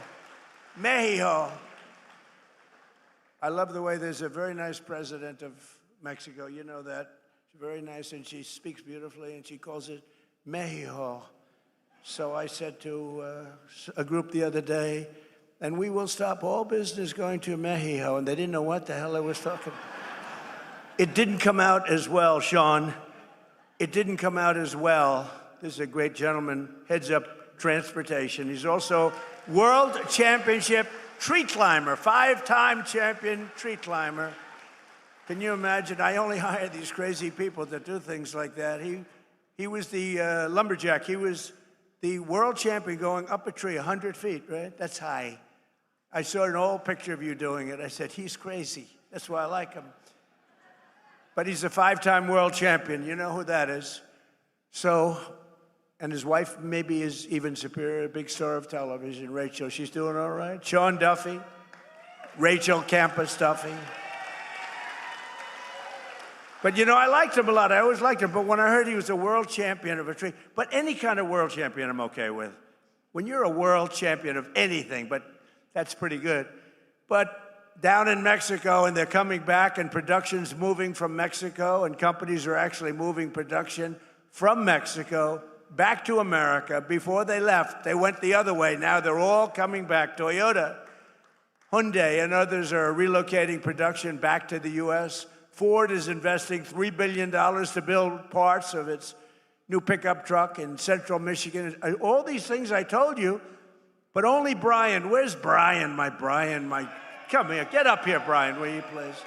He's the only guy that believed me. But boy, did he believe me. I wanted to just hop over. Come on. Don't worry about it, Secret Service. He's okay. Come on up here, Brian. See the way he can do that? Look at that. He evaded. I'm sure they're thrilled. Come here. Say a few words. Thank you, Mr. President. Well, we can thank this gentleman right here for all these jobs coming back, and I hear it all the time from all my connections at all the different auto plants around the Metro Detroit area. Jobs are coming back to America. You know, Kamala Harris was running against this guy when he ran for re-election. She wanted to get rid of the internal combustion engine, and crazy Sean Fain endorsed her. So we've got to change the mindset. We've got to build, if they want to sell in our market, they got to build it in our market. And that's what this guy told them. So thank you, Mr. President. It's because of you. You saved our domestic auto industry. Thank you.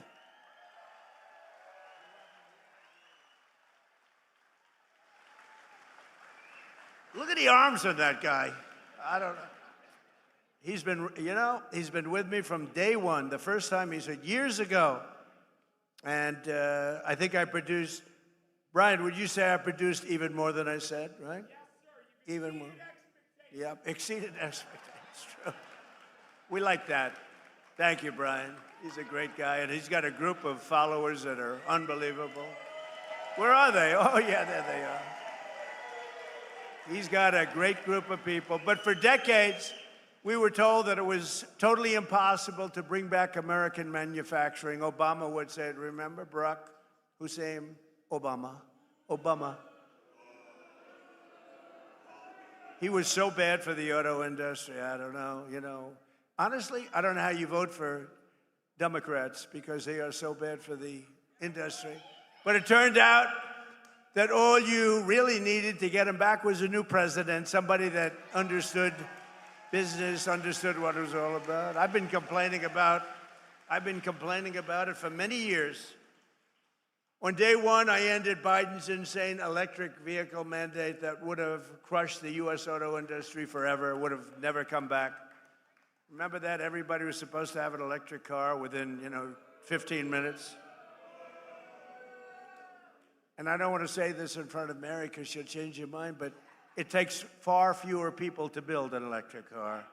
That doesn't mean they work better, but it takes. And if you want an electric car, they make electric cars too. But if you want to buy a combustion, if you want to buy anything you want, they make. We don't want to do that stuff. But right now, we've been right on that bet. I said, no, it's not going to happen that way. I terminated Biden's disastrous CAFE fuel standards. You know what that is? That was a short road to bankruptcy for every single car company in this country, and a total disaster that would have killed the internal combustion engine. They wanted it dead within 5 years. As long as I'm president, that will never happen, but it's going in the opposite direction. Remember, we have a 1,000-year supply of gasoline. China doesn't. China doesn't. We have 1,000 years. We have more gasoline. We have more oil. Now, when you add Venezuela to it, we really have more oil. One day. And Venezuela's been great. They've been doing a great job. We're working with them. Take millions and millions of barrels of oil. But they're doing well, and we're doing well. One day. You know, a lot of people were against that war. We don't want the Venezuela. What are you doing? What are you doing? After we won in about 48 minutes approximately. They said, oh, that was a good move. Well, the same thing's happening in Iran. People just don't see it. We have destroyed their Navy. We've destroyed their Air Force. We've destroyed their leadership. We've destroyed their anti-aircraft weaponry. Their drones are being made at a rate of about 7%. We destroyed most of their drone manufacturing capability, their missile manufacturing capability. And right now they're talking to us about making a deal. But if we didn't do it tough, there would be no talk. You know, for 47 years, which is really 50 because people have been using 47 years for 3 years at least. But for 47 to 50 years, they have been talking, and all they do is tap everyone along. They were the bully of the Middle East, and they were the bully of us. And Obama came along and gave them tens of billions of dollars. He gave them $1.7 billion in green cash. Remember that? Put them on a Boeing 757, flew it to Tehran. $1.7 billion in green. He thought he could bribe them, and instead they thought, what a stupid country this is. How stupid.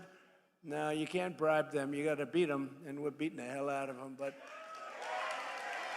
we'll see how it turns out. Right now, they have very friendly negotiations going on. And by the way, how good is our Navy with a blockade? Now, one boat gets in. We have a blockade. They'd love us to, please, we don't want the blockade anymore. They're saying, please, please, no blockade. And I approved the single largest deregulatory action in American history, repealing what is known as the endangerment finding, which will save American families an average of almost $3,000 on new cars, SUVs, and trucks. What a difference.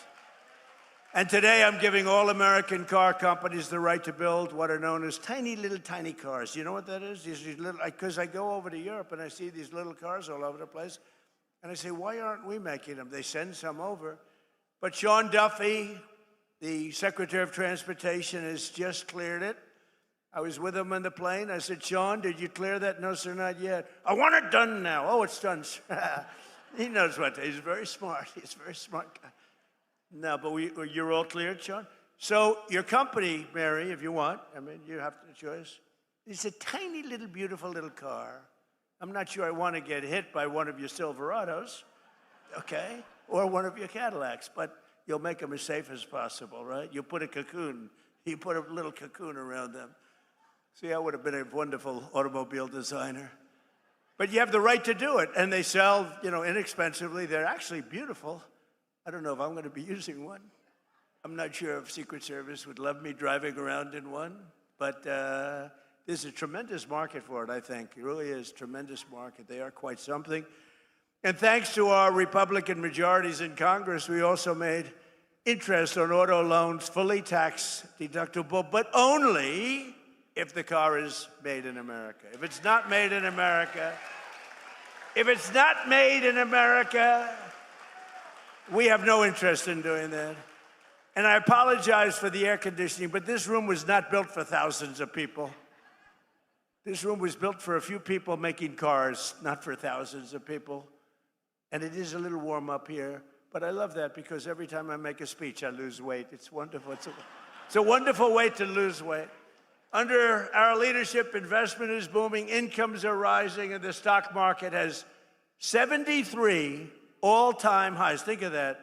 In a year and a half, we've had an all-time high. And your 401ks are up by $32,000 and more in just a year.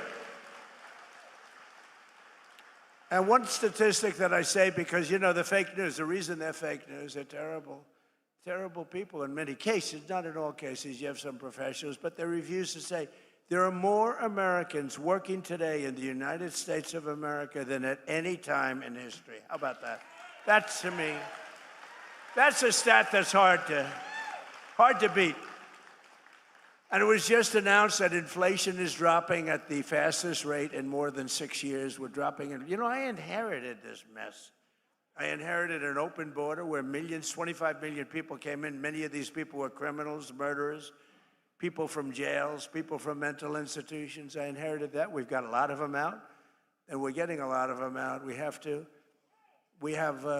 11,888 are murderers, many of whom, they say more than 50% of whom killed more than one person. We don't want them in this country. They allowed them to come in through the stupid open border. They came in like water, you've seen it. And right now, it was just announced, again, this is now the 15th month in a row, 0 people have come through our border illegally, 0.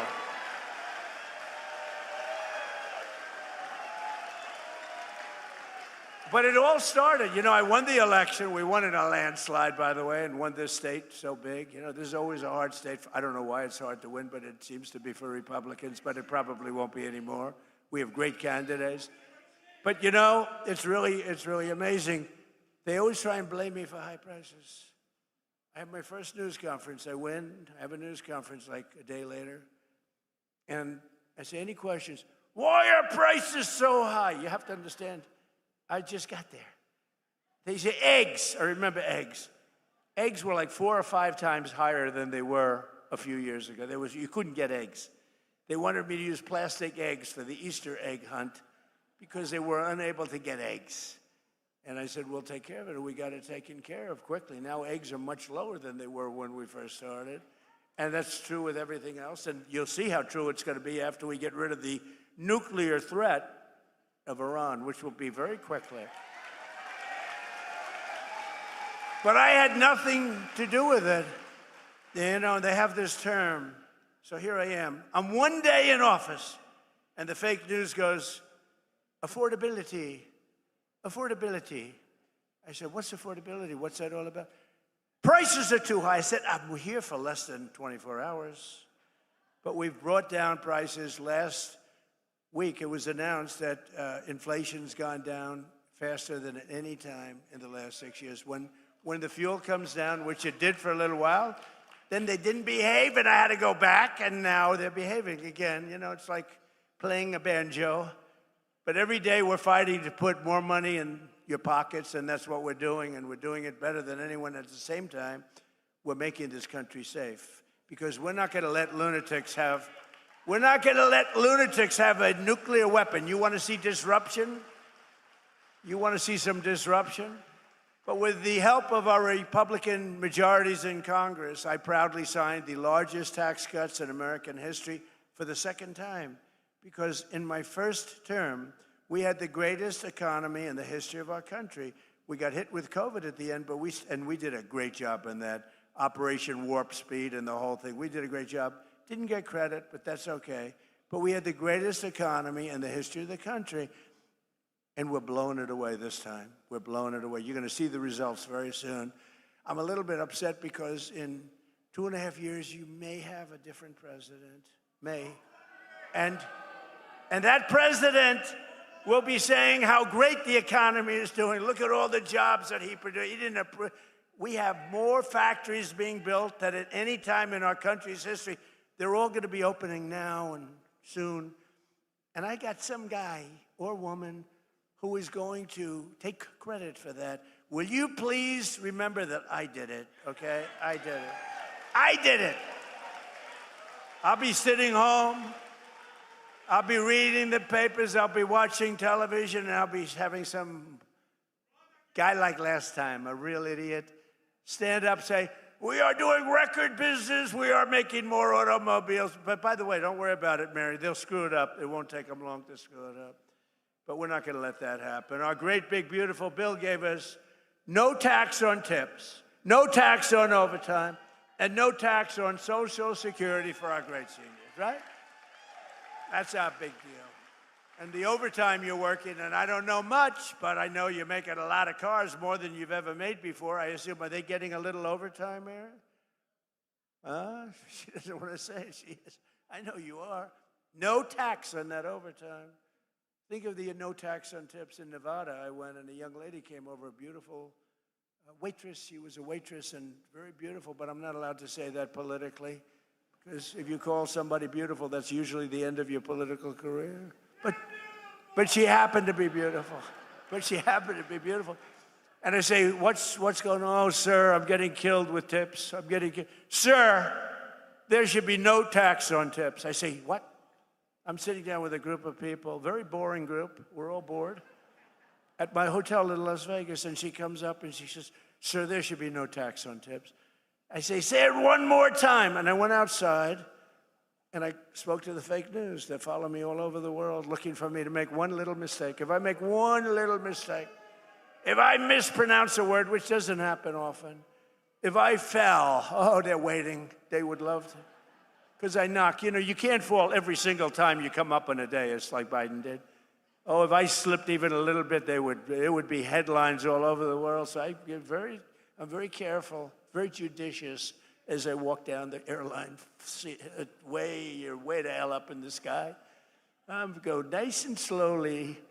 We don't want to give them, but it's true. It's like what they do. I mean, it's so unfair.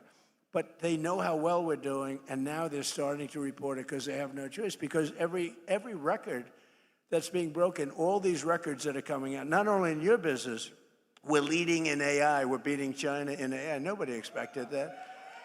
We're building more plants than anybody in the world. And frankly, the businesses are all moving. You know, many of these businesses, they left here and they went to foreign countries. They went to Germany. They went to Mexico and Canada. They went to Japan. They went to South Korea, car businesses, a lot of businesses. And now they're coming back home where they belong. And according to a report released just last week, the great big beautiful bill saved more than 170,000 Michigan jobs. You saw that. Think of that. If you took 170,000 people off of your tax-paying payrolls, think of how many people that is, filling a big stadium up 3 times. But remember, every single Democrat, it's a new word that I use, Democrat, just exchange the E for the U. It works out quite nicely, thank you. But they're Democrats. They want open borders. They want men playing in women's sports. They want transgender mutilization of your children. They want the transgender mutilization of your children for everyone, so I call them Democrats. And the Democrats don't want to have voter ID. And the Democrats do not, Brian, you know this, they don't want to have a thing called proof of citizenship. So why doesn't somebody want voter ID or proof of citizenship? Because they want to cheat, okay? There's only one reason. Actually, most Democrats do want it. It's only the politicians, because they could never get elected. If that ever gets approved, they will never get elected again. But every single Democrat in Congress voted against our massive tax cuts for working families. All of the things, the no tax on tips, no tax on overtime, no tax on Social Security, all of these things they voted against. They just voted against. They voted against voter ID. They voted in favor of the transgender mutilization of your children, in favor of men playing in women's sports. I've looked at men playing in women's sports. It's very unfair. I had one of the top NFL football players standing next to a wonderful female athlete, and they were playing a game of football, if you can believe this whole thing. This game did not work out very well. This was not a game that she will ever want to play again, I will tell you. The whole thing is crazy. There's something wrong. These people are crazy, and we can't let them get into office and ruin our country. We can't do it. And the congressional Democrats voting for tax hikes, they're voting for open borders. The Green New Scam are They're siding. Remember the Green New Scam? Everything had to be green, the world is going to collapse, it's going to be gone. 15 years ago, they were saying we only had 12 years left, but we're still here. But they're siding with the radical left communists taking over the party. They want, in other words, the normal socialists who can destroy a country too. They're not going fast enough. Do you remember, like in one of my State of the Union speeches, I said, we will never be a socialist country. But I was right. We're going to be a communist country. That's what they want. They skipped socialism. Can you believe it? But communism is the greatest threat to our country in history, including even World War I, World War II, Pearl Harbor, or 9/11. I mean, this is a serious threat because they're going to promise all sorts of things. In 1 year, the country will be absolutely bankrupt. You'll live in squalor. You'll live in fear. You won't have police. You won't have firemen. You won't have anybody. You're going to be, it's a disaster. Even the thought of it is a disaster. And we have the hottest country in the world. We don't want to have it, and we have to be strong about it. We can't be nice. You know, a lot of the Republicans are nice. We're a very nice party. We shouldn't be so nice, to be honest with you. But we can't let them get their claws into this incredible, they call it an experiment. I don't think it's any longer an experiment. This has been going on for a long time. We have good years, bad years. We're having the single greatest year we've ever had as a country. We're not going to let these people destroy it.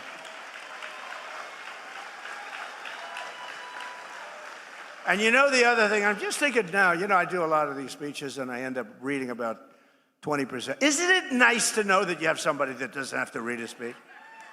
And it's even better to know that you have somebody that can read a speech if he wants to. The other guy couldn't even read a speech.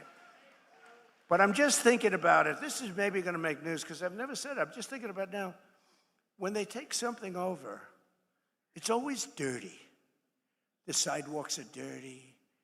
The people are, I hate to say this, not clean, okay? The curbs are loaded with you know what? The smell is terrible. I mean, I see it happening to cities. Blue cities are all blue. They're all blue.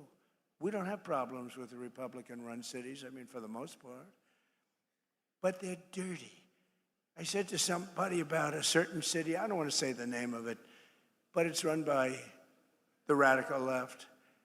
I said, how is it doing? Because I love it. And they said, it's filthy dirty. It's so dirty, they've never seen it like that. It's so filthy dirty. And I just thought of it. Nobody ever says that. You know, I'm sort of a clean freak. I like clean. Do you ever see Washington, D.C.? Do you see what happened? Washington, D.C., it was filthy. Graffiti all over the place. We fixed up 72 monuments and fountains, and we've done an unbelievable, we took the graffiti off the beautiful marble columns. We have new grass going down. But you know what we did the best? We stopped crime in Washington. It's down 88%. And we moved out over 5,000 career animals. We moved them out, and it's really considered a very safe city. All the restaurants were closing up. Nobody wanted to operate a restaurant. We have a great restaurant here. Where are you from? Michigan. Where's my restaurateur? He was one of the great. Where's Mark? Mark, you're right in front. How'd you get such a good seat? He's a great restaurateur, but everything you have is clean. But you know, it's true. And I'm just saying, they take over. Everything becomes disgusting and dirty. It's dirty and filthy and grimy. It's not clean anymore. Look at Washington, D.C., what I've done in a short period of time, working with the Department of Interior, Doug Burgum, and the whole group. We have done some job. We've taken graffiti-filled statues all over the city and monuments and waterfalls and everything. The beautiful reflecting pond where we get, I mean, we did some job. Somebody comes along and starts cutting it with a knife. They're sick. It's in the hospital now, but it's going to get better very soon. It's almost ready to open. We could have kept it that way for a while, but I didn't want to do that. I want to have it fixed perfectly. But these people are very terrible. But think how beautiful Washington, D.C. is. But the most important thing is we have very little crime. And there's a statistic that's incredible. 2% of the people create 91% of the crime because you can handle 2% of the people. We get them out. we get them out. And our military, our National Guard has been unbelievable. And they work with the DC police. But they've been unbelievable. So I just want to thank them. But Washington, D.C. is now, again, and it's going to get only better. It's going to get all new grass. The parks are getting all new grass. I have a man who's a fantastic man, one of the biggest grass growers. I know everybody. I know grass growers, but he's actually a very rich guy. He wants to fix up the parks, all brand new grass. We're going to do a job. He donated the grass for the White House. We're building a heliport, and we're building a drone port, and we're building a great ballroom and a military facility as part of it, and it's incredible. And people cannot believe how it looks. Washington, D.C., think of it, is now a really safe city, and it's so beautiful again, and people are proud of it. It's our capital. They have to be proud of it. It was a crime-ridden mess. And the other thing, I got a call from the governor of Louisiana, and he said, sir, we have Mardi Gras coming up in New Orleans. Could you please help us? We are such a disaster. The crime is so bad, and they've had a lot of problems with crime. And I sent our team in there and called me back. He said, you know, crime is down almost 80%. Think of that, almost 80%. This was 8 months ago. And they had the safest Mardi Gras they've ever had. And in Memphis, Tennessee, the governor called, and the mayor called, the Democrat mayor called, they need help. And Memphis was very, very dangerous. Companies were leaving, too much danger. It was really dangerous. You couldn't walk down the street. And now crime there is down 77%, and it's getting better all the time. And if they do that in New York, Chicago, Los Angeles, we would take care of it so quickly. But we have to get called. I want them to call us. I don't want to say, I don't want to, they're running it. I want them to call us, and we will get rid of the crime so quickly your head will spin. But we're pleased to be joined today by some of the incredible patriots fighting for our Michigan workers, including representatives, a friend of mine, she's unbelievable, Lisa McLean. Stand up, Lisa. Great. She's great. She is great. And she's tough, too, I want to tell you. I'm not going to say she comes in a small body, but she comes with she comes with fire and brimstone, right, Lisa? And we love Lisa, respected by everybody. Tim Wahlberg. Tim, great. 18 years he's been doing it, and everybody respects you a lot. Thank you, Tim, very much. Appreciate it. Another congressman who's doing really good. He's going to have a tough race. You got to help him. Tom Barrett. He's here someplace. Where's Tom? Tom? Come on up, you three. You come up. Lisa, come on up. And John James, come up. You have to win, John James. You have to win. I also want to thank Secretary of Transportation Sean Duffy, Michigan House Speaker Matt Hall, Army National Guard Captain Mike Bouchard. Where's your father, Mike? Where's your father? Where's Mike? I just met your father. He's the best-looking police. Where's Mike? You want to come up? Come up here. Come here. Your father's so proud of you. He's standing, and he had more medals than anybody I've ever seen. He's saying, my son is doing good, sir. I said, he is doing good. Navy veteran Amir Hassan. He's a congressional candidate. We got to get elected. He's good. Thank you, Amir. And Amir comes from a great General Motors family, a long line of General Motors, and former congressman. So here's a man who's running for the Senate. I happen to think he won last time, okay? He's a great guy, and he's respected all over Washington. He's one of the best candidates we have anywhere. He's smart, he's tough, he's fair. His name is Mike Rogers, and he will be a great senator. Mike, come on up. Come on. I'll let a couple of them say a couple of words. I'll be right back. Is that okay? Come on up here, Mike. Say a couple of words. Well, thank you, Mr. President. Thanks for gracing your presence here at the General Motors facility and bringing jobs back. Yeah, you bet. Imagine if, Mr. President, you have a senator that cares about much about manufacturing, especially in Michigan, than you do. That's a change we absolutely need. And when I get back there, Mr. President, I promise you this. I will work with you to protect our families protect our freedoms, protect our factories, protect our finances. And when I get back there, Mr. President, if you haven't gotten it done, we're going to pass the SAVE Act. Save America. God bless you.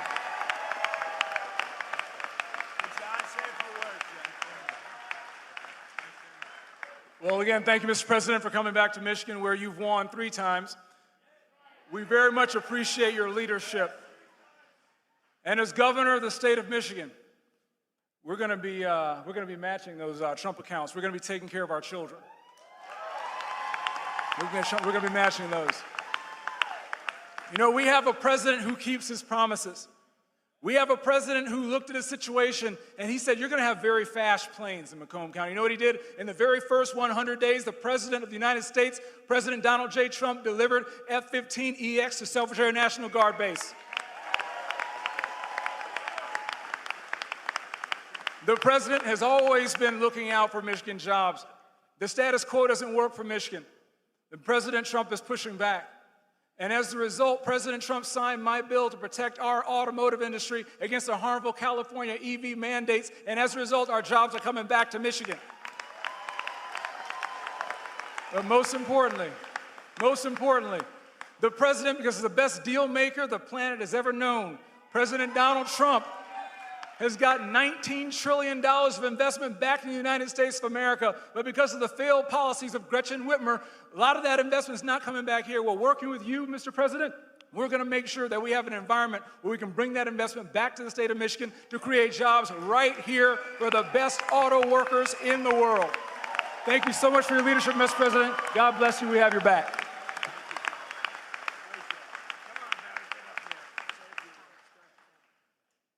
Thank you, Mr. President. Thank you for coming back to Michigan, and thank you for putting our men and women who build things first and foremost in the American economy. Thank you for being here today with the men and women that I have the privilege of representing in Congress to tell them and show them just how important Michigan is on the map. The hard work of the people here put America on wheels, puts our economy on overdrive, and provides livelihoods for families across our country, especially right here in Michigan. Manufacturing is our largest industry. Our president understands that. He's stepping up every single day to make sure that we bring more manufacturing jobs back to America, back here to Michigan, and I'm proud to stand with you today, sir, in recognition of that, and thank you so much for coming to Michigan again today.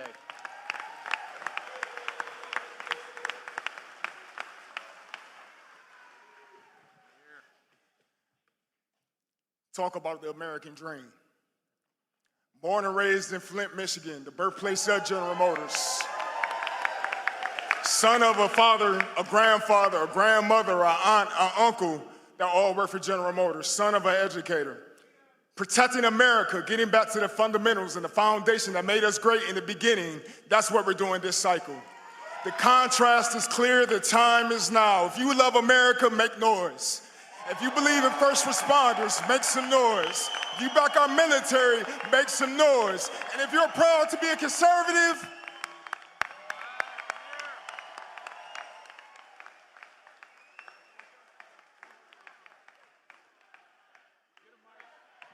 USA, let's go, baby.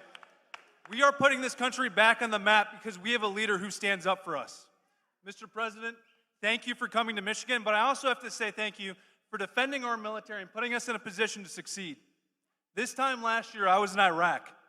During the 12-day war, you put our military in a position to succeed because you gave the troops what we needed to survive.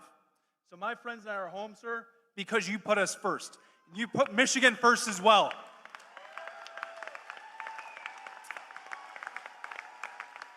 It took 47 years to stand up and say lunatics can't have nuclear weapons. It also took decades to reshore jobs. Reshoring jobs wasn't a thing that we talked about before President Trump came back. Now jobs are coming back to Michigan because we have leaders that stand up for us. We need to win this election in November so we can keep growing. Thank you, Mr. President. Let's go, Michigan.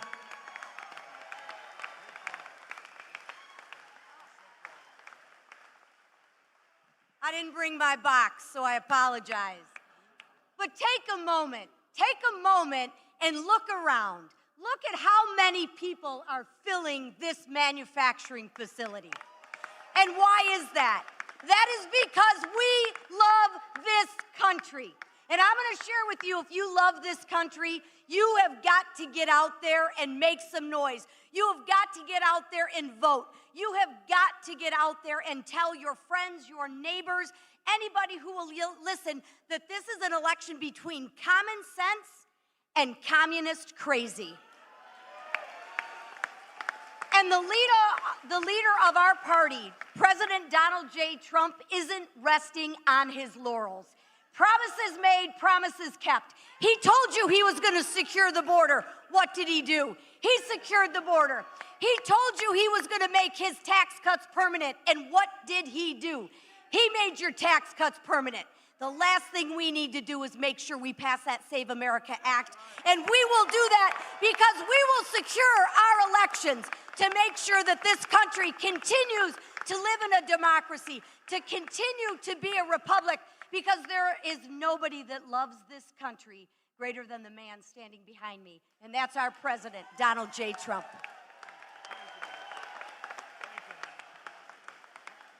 I never want to go behind Lisa, that's for sure.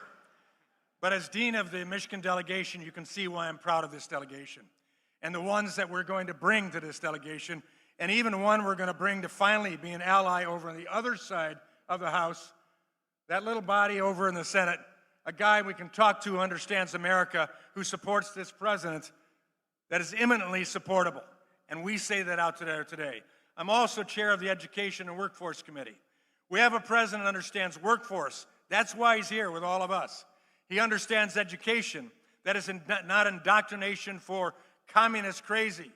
And that's what we're seeing today. So let me say this to you as chair of the Education Workforce Committee.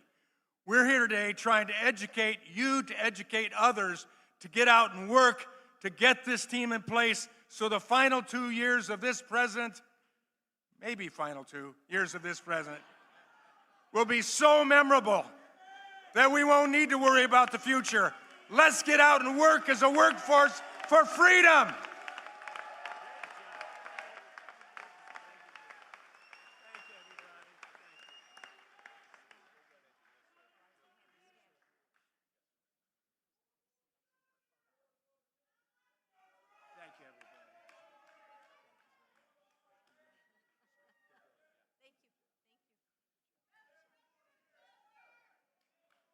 Thank you. Thank you very much. What a group.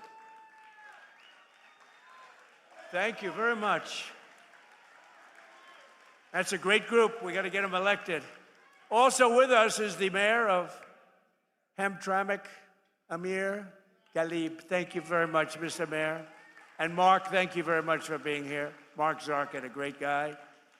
And a man who's been with me from the very beginning. Again, I have to do it because this guy has been like, he got it a long time ago, Brian. Thank you very much, Brian. Thank you. Thank you very much. Especially, he has been right from he got it right from day one, you know? So we don't forget that. 18 months ago, we inherited a catastrophe from the Biden and from the radical left Democrats. They created the worst inflation in 48 years, wide open borders with millions and millions of people from mental institutions, insane asylums, the world's worst prisons pouring into our country from all over the world they came. They came from South America, they came from the Congo, they came from places from all over the world. We had transgender for everybody, men playing in women's sports, crime ravaging our cities, and the whole world was laughing at us as a stupid nation. They called us a stupid nation. But they're not laughing anymore.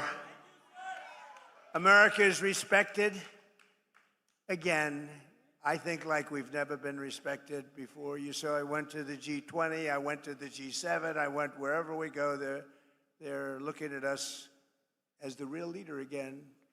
For a long time that hadn't taken place. Under our leadership, we're making the largest ever investment in the United States Armed Forces. And right here in Michigan, I got 21 new F-15EX Eagle IIs for Selfridge Air National Guard Base. ensuring that Michigan stays at the cutting edge of North American air power. Selfridge was very, very important. It's a big deal. It was closed. It was over. It was going to be closed. Now it's open. We have the strongest military anywhere in the world by far. We have the greatest people. We have the best equipment in the world. I built it during my first term, and I'm using it now. We had no choice. Again, we can't let what was happening in Venezuela go on, and I was very decisive, but we can't let what was and is going on. They killed 52,000 protesters. Think of it in a 4-month period. 52,000 in Iran. But we've already paid for the Venezuela operation, as I said, and likewise, we're winning big time with the Islamic Republic of Iran, and we're ensuring that they never have a nuclear weapon. When somebody comes up and says, why are we doing this? Just say, because we cannot let them have a nuclear weapon. It's very simple. That's all you have to say. There's nothing else you have to say. If you understood the power of the nuclear weapons, you'd understand exactly what I was saying. When I took office, we inherited the worst border in U.S. history, but we quickly turned it into the most secure border in the history of our country by far. And in the past 14 months, a number that's not even believable, but it is what it is. It's published every month. A historic record of 0 illegal aliens have been admitted into the United States. 0. And now, as you've been reading, crime is plummeting nationwide. Last year, we achieved the largest drop in the murder rate ever recorded to the lowest level in 125 years, 1900. That's before my father. Bring up my father. That's before my father was born. 125 years, lowest murder rate. And that's despite the fact that we have people in this country that shouldn't be here. That's despite that.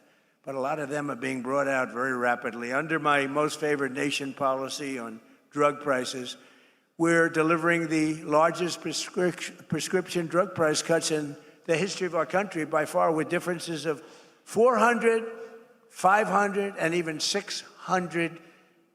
Nobody can believe it. We were the highest priced for decades, the highest priced in the world for drugs, prescription drugs, and now we're the lowest priced in the world. So you think that was, I won't bore you with the way I did it, but no other president was able to do it. I'm not sure they even tried, but all of you have to go out and go to TrumpRx.gov, TrumpRx.gov, and you're going to find that you're going to buy whatever you're looking for at a tiny fraction of what you were paying. To stop the massive theft of taxpayer dollars, we ended Medicaid for illegal immigrants, and we launched the war on fraud, led by our great Vice President, J.D. Vance. It's having a tremendous, we're finding unbelievable levels of fraud. Minnesota, that governor is so crooked. Ilhan Omar with her brother, so crooked. But it's all under very serious investigation. We're finding billions of dollars, billions. In just 18 months, we've turned this country completely around, and it's still, we're going to do still better, but we have a turn. We're hot. Jobs are up. Inflation is down. Our border is secure. Factories are opening at record levels. Investment is booming. Michigan is thriving. America is winning like never before. And again, Iran will never have a nuclear weapon. With the help of our Republican majorities in Congress, we will crush violent crime to the lowest levels ever, impose harsh new penalties for dangerous repeat offenders. They are very bad. Crack down on Marxist prosecutors, and we will end no cash bail, which really got the crime started more than any other single event.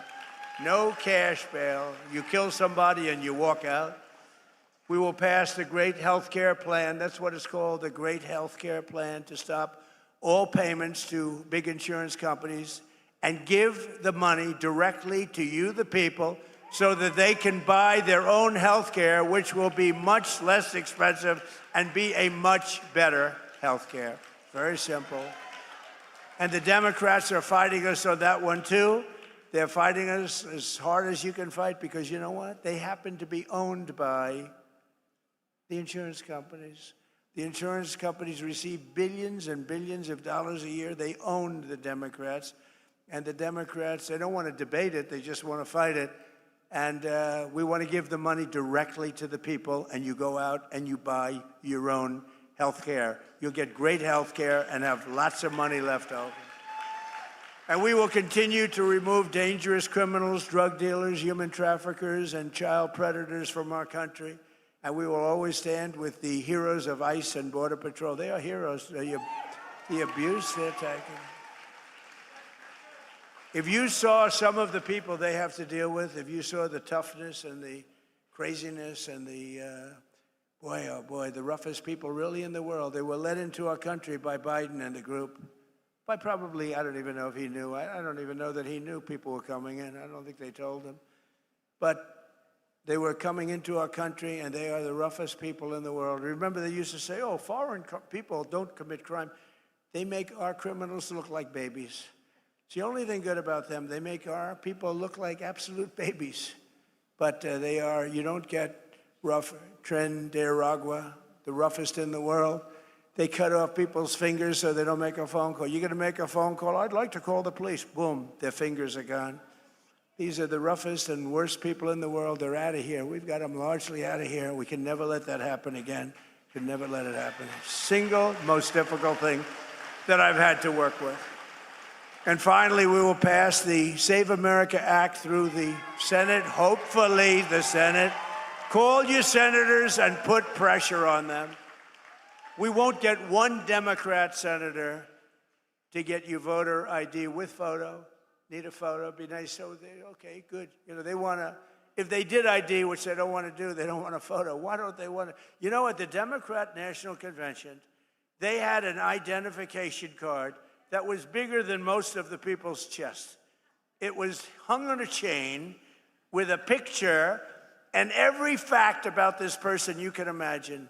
But for voting, our most sacred thing, you don't need, they say, voter ID. So we want voter photo ID.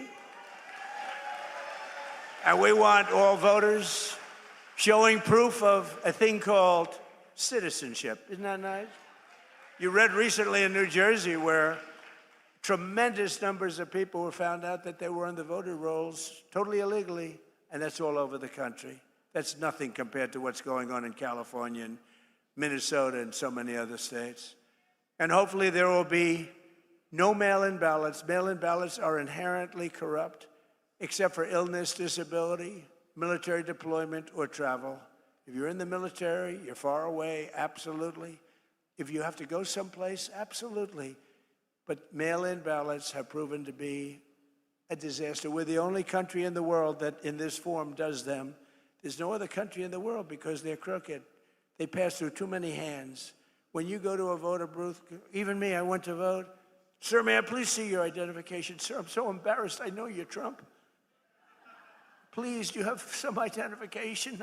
I don't want to lose my job. I whipped out, I was lucky, I had some kind of a card on, man, and I didn't even know, but I gave it, thank you, sir. So I'm so embarrassed. She kept apologizing. I said, don't apologize. You're doing your job. That's what you're supposed to be doing. It was so beautiful. And we will enshrine in permanent law, where we had a big Supreme Court victory the other day, but not complete, no men in women's sports, and no transgender surgery, and the mutilization of your children. They mutilize your children. So, ladies and gentlemen of Michigan, the golden age of America is upon us. We're in the golden age. This is an age like no other. And the men and women of the American auto industry and General Motors are leading the way. And I'm so proud of it because, as Brian and others in the room know, I fought for this for years. I was here 25 years ago. I got Man of the Year. Oh, by the way, the press questioned that, and then they found out it was true, actually.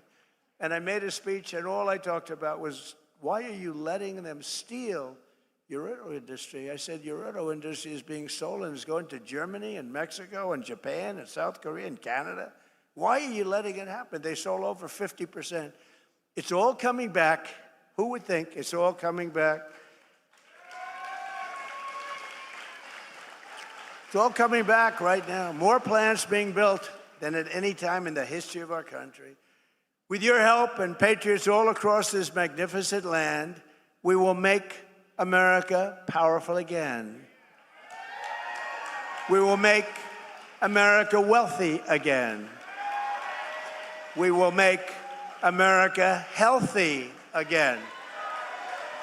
We will make America strong again. We will make America proud again. We will make America safe again. And we will make America great again. Thank you, Michigan. Thank you very much. God bless you all. Thank you very much. Thank you.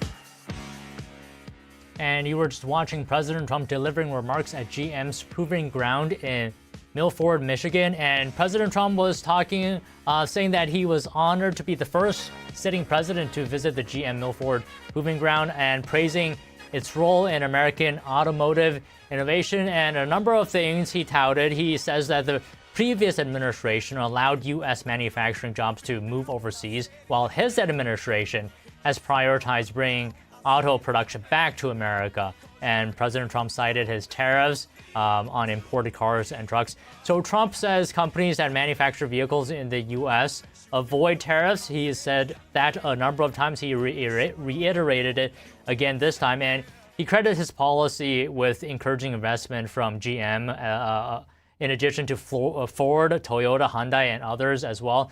And just one more thing here. President Trump criticized the Biden administration's electric vehicle policies, saying that he ended what he calls EV mandates and regulations that he says would have hurt the U.S.'s auto industry. He says consumers should have the option to choose whatever vehicle they want to buy, whether that's an electric vehicle or a combustion engine vehicle. All right, let's take a break now. James Comey is asking a federal judge to dismiss charges over his controversial 8647 social media post. Why his lawyers say the prosecution is politically motivated. More news after this. Stay tuned.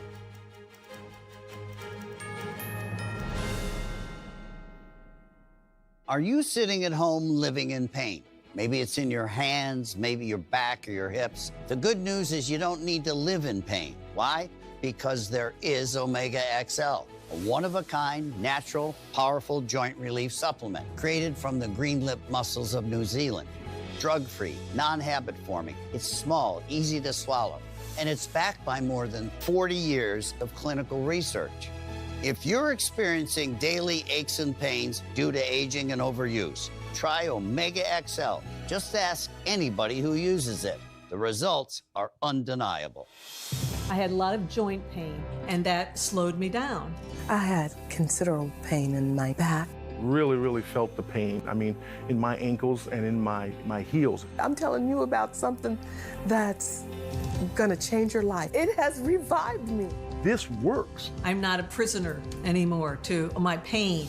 As I was getting older, my joints started to feel that wear and tear. But then I tried Omega XL, and it changed my life. Today I'm here at my ranch exercising some of my polo ponies. So as you get older, it gets tougher. I was starting to suffer some of that business, and then I ran into somebody who said, look, you should try Omega XL.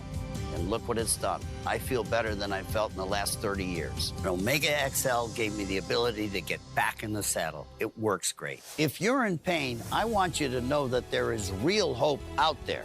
I'm living proof. See the difference it can make in your life, just like it did in mine. Call now or order online to receive our special TV offer. Buy one bottle of Omega XL and get a second free. Plus, we'll also include a free bottle of Vitamin XL D3. 2 free bottles for the price of 1 bottle of Omega XL. A total value of $115. You pay only $49.95 and it ships free. Plus, you get a money-back guarantee. Buy one, get 2 free. Call or go online right now. Appliances break down, home systems fail, which means I show up at everyone's door because I'm inevitable. Unfortunately, something expensive is about to happen. Is it the heat, plumbing, electrical, wiring, garage door, oven? But we already have homeowners insurance. Actually, home insurance is for the unexpected disasters. A home warranty is for the everyday wear and tear that will cause your home systems and appliances to fail. So give the people at First American a call. First American has had my back for years. It saved me hundreds. Just one call, and they send a pre-screened, qualified contractor. Every home system and appliance fails. There's absolutely no avoiding it. But when the day comes, First American has you covered. Home breakdowns are inevitable, but the expense, that's optional. Call First American for a free quote that could save you thousands on inevitable home breakdowns. Call 800-423-1231 or visit FAHW.com.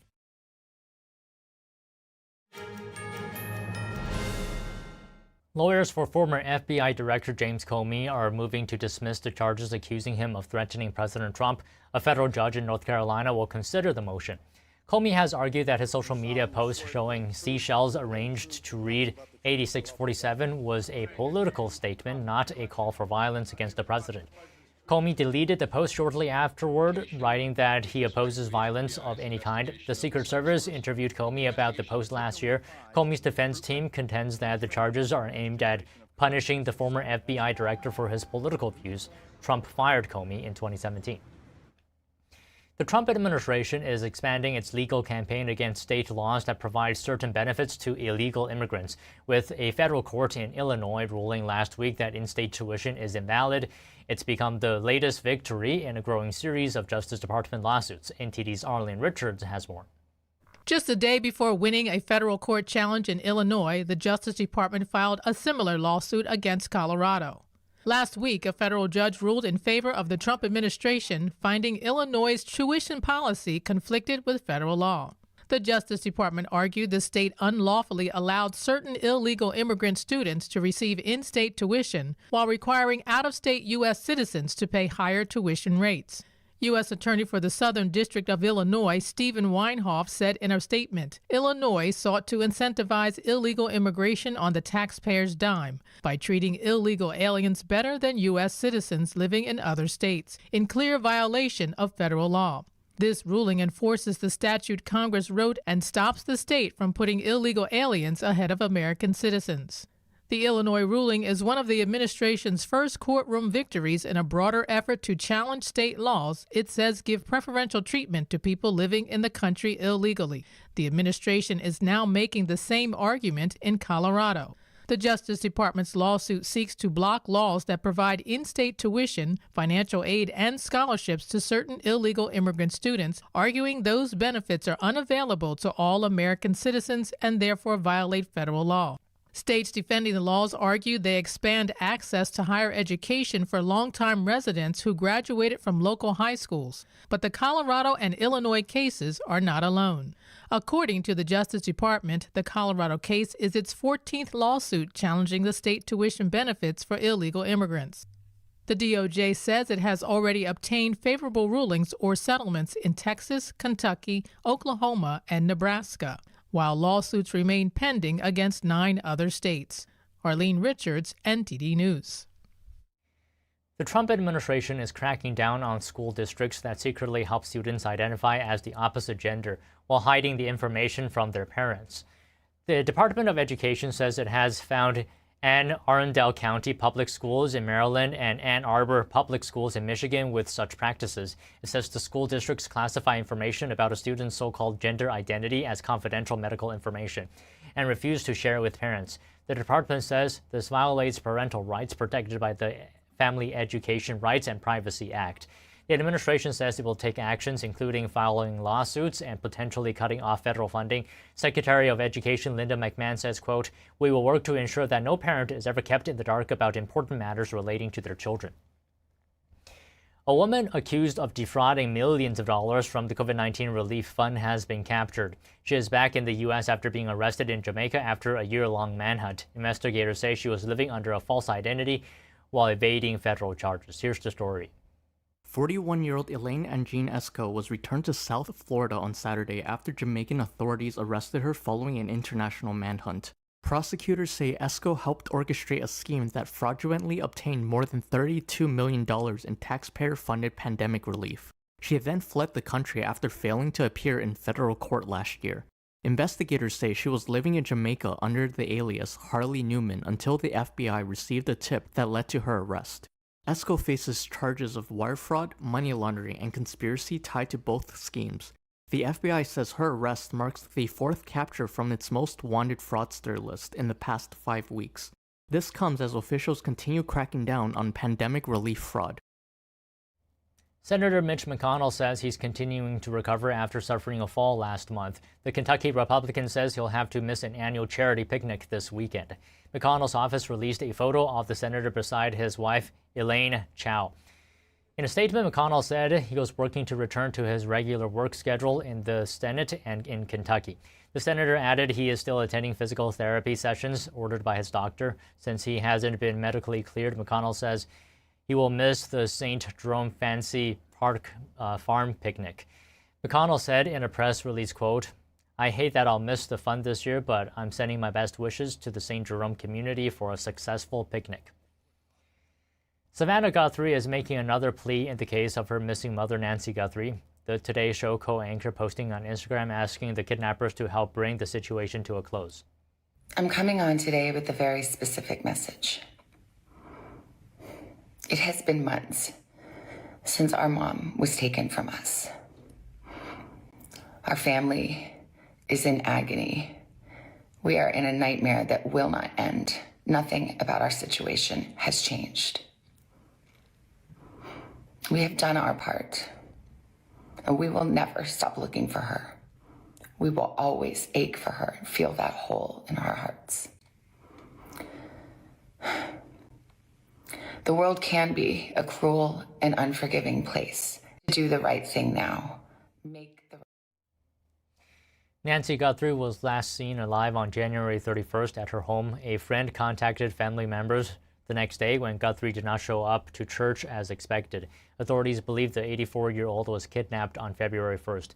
Investigators found blood near the front doorstep of her home just outside Tucson, Arizona. The FBI later released surveillance footage showing a masked man on the porch that night.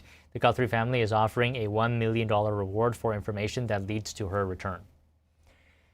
3 people were killed and 4 others were injured after a shooting at Seattle's annual Bite of Seattle Food Festival Sunday evening. Investigators say 2 suspects exchanged gunfire, striking bystanders in the crowd. A 15-year-old has been detained.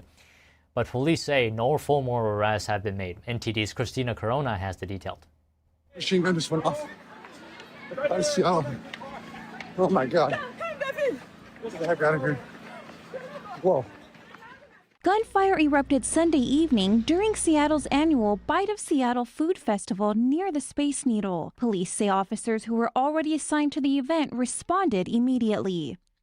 At 6:01 p.m., gunshots were heard. We had officers in the area, in the immediate area when these gunshots went off.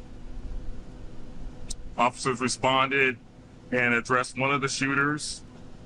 That person gave up and was taken into custody. There was another person that we believe that was also involved that fled the scene, and officers began an active search for that person. Authorities say they believe the shooting began after 2 people exchanged gunfire in the middle of the crowded festival. 3 people, a 19-year-old man, a 44-year-old man, and a 56-year-old woman were killed. 4 others, including a toddler, were injured. Officials say the surviving victims are in stable condition. Witnesses described a chaotic scene as thousands of people scrambled for safety.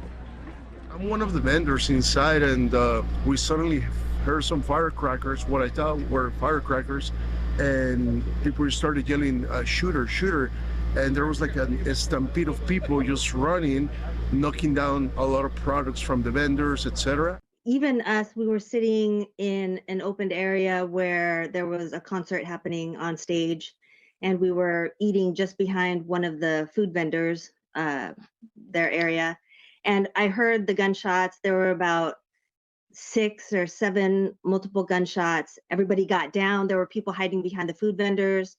tents and people hiding behind trees, leaving their items behind. Police say 2 firearms were recovered at the scene. Investigators say they do not believe there is an ongoing threat to the public as the search for the second suspect continues. Christina Corona, NTD News.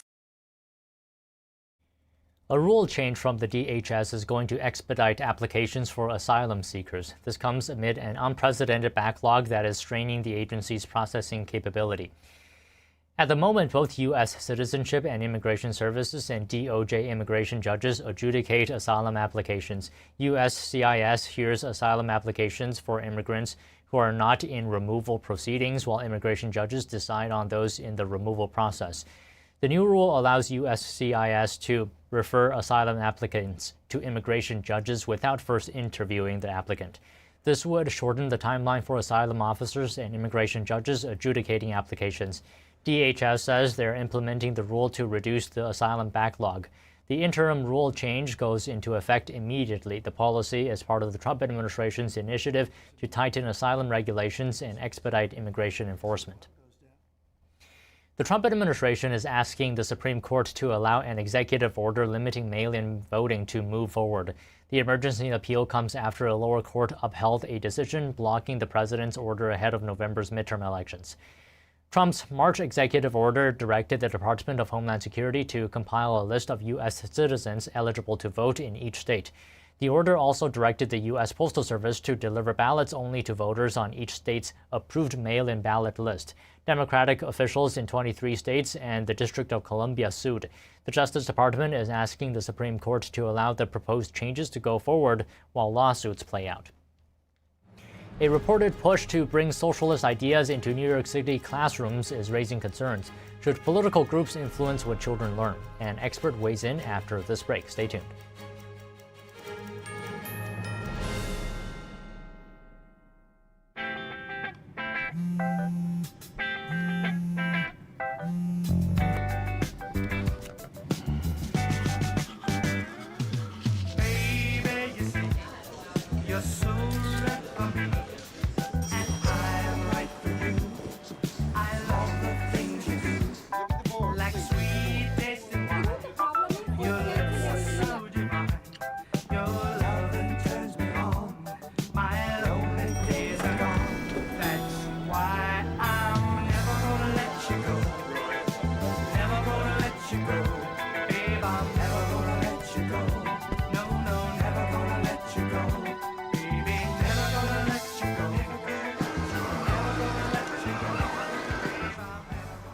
Here you go.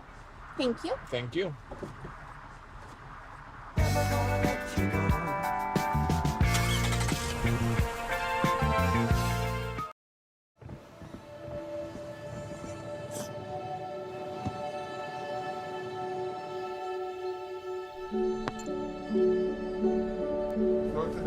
I don't remember how it started.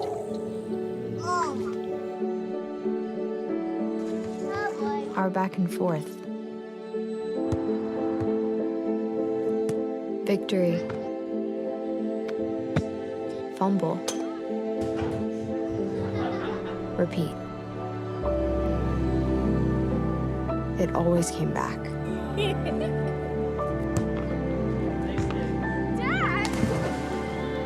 Okay, here we go, throw it!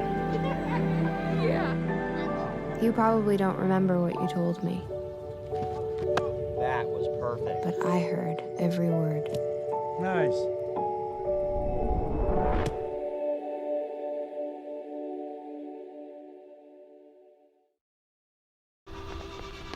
Being a cowboy, I don't know anything different from when I was 3 or 4 years old. I did tough things. I thought everybody needed to do tough things, and if you didn't, I didn't have time for it. I had a very successful career at a very young age, and life was fast. I was preparing physically. I wasn't doing anything mentally on the inside. And then I got hurt. I wanted to be better as a person, and I really dug into mental health. I start my day with 20-minute workouts. I live life 8 seconds at a time. Horses are so therapeutic. They know what you're feeling. When you're nervous, they're nervous. You won't say it back, but we're pals.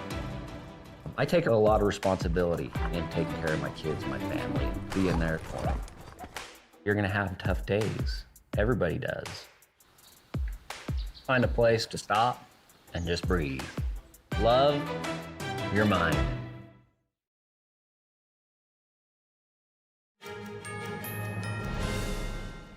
Ukrainian President Volodymyr Zelensky is expected at the White House tomorrow. The meeting with President Trump comes as efforts to revive peace negotiations with Russia continue.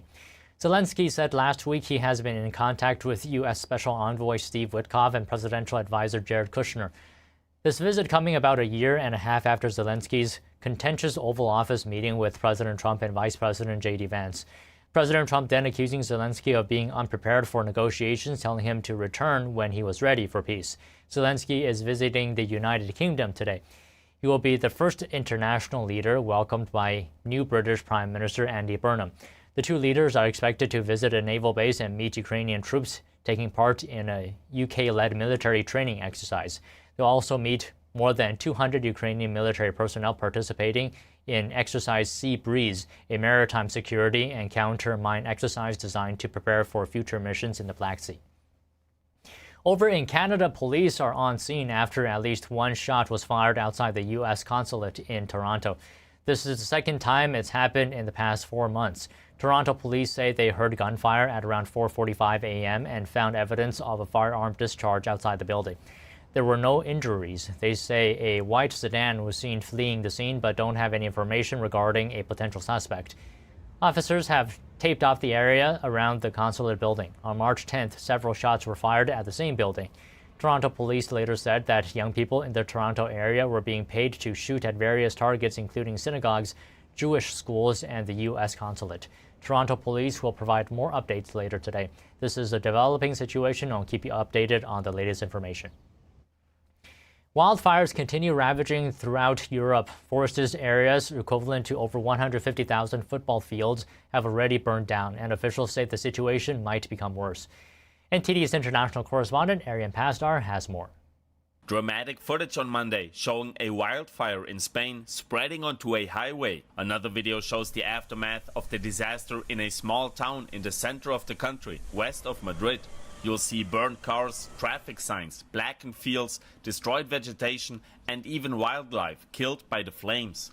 The latest fire has devastated over 120,000 acres, making it the largest wildfire in Spain's recent history. Over 100,000 people had to be evacuated. In total, over 370,000 acres burned down due to various fires in Spain so far this year. 13 people have sadly lost their lives due to wildfires, and according to estimates, the death toll from heat in Spain has risen to more than 3,800 people. Prime Minister Pedro Sanchez says the government will declare a civil protection emergency for the affected provinces on Tuesday, unlocking additional recovery funding. Meanwhile, in neighboring France, burned trees are seen in the southwestern part of the country as another wildfire is causing chaos. France already had to evacuate almost 250,000 people due to the threat posed by the fire. Almost 100,000 acres burned down so far. Combined with the fire in Spain, the size equivalent to over 150,000 football fields burned down in the two fires. This fire has a life of its own. It benefits both from the current climate and from the nature of these forests, giving it completely erratic behavior. It's autonomous, self-sustaining, and spreads in all directions. So it's a fire that is difficult to control, extremely difficult to control. French workers are now creating fire breaks along a highway in a race to curb the fire. Officials say the situation might get worse as another heat wave is incoming, with temperatures expected to reach almost 100 degrees Fahrenheit. Arian Pastar, NTD News. A New York Post report says the Democratic Socialists of America are promoting a socialist-oriented approach to education in New York City public schools. Joining us now to discuss is Alex Newman, award-winning international journalist and president of Liberty Sentinel Media. So Alex, so good to have you here today. Now, the Post reports that DSA-affiliated educators, they held a meeting and discussed, reshaping school curricula to be more class-conscious and teach students about Karl Marx, institutional racism, social justice.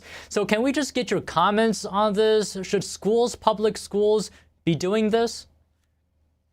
Of course not. And thank you for having me. Of course, schools should not be indoctrination centers for terrorizing and brainwashing people's children.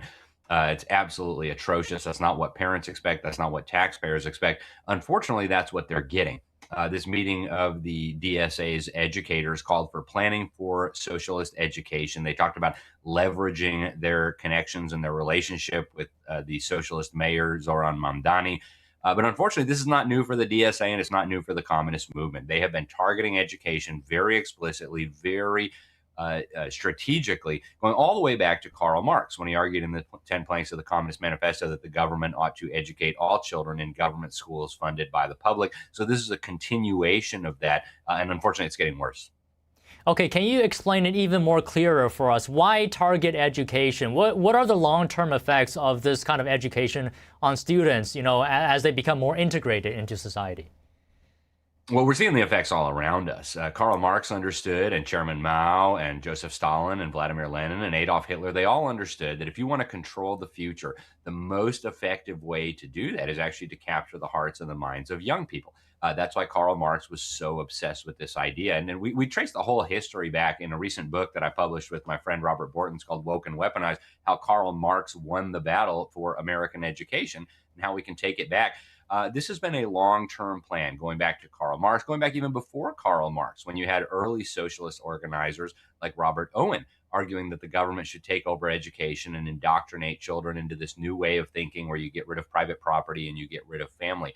So they understand that just trying to deceive older generations is not going to be effective. But if you can capture people's minds when they're young, when they're impressionable, when they're still forming their worldviews, you'll have much more success. And so that's a strategy we have seen. That's why the majority of our young people today in polls say they prefer socialism to capitalism. And if we don't deal with this problem, we're going to vote our way into Cuba or China or Angola or Mozambique or the Soviet Union or Vietnam with absolutely atrocious consequences. Okay, so how do we deal with the problem?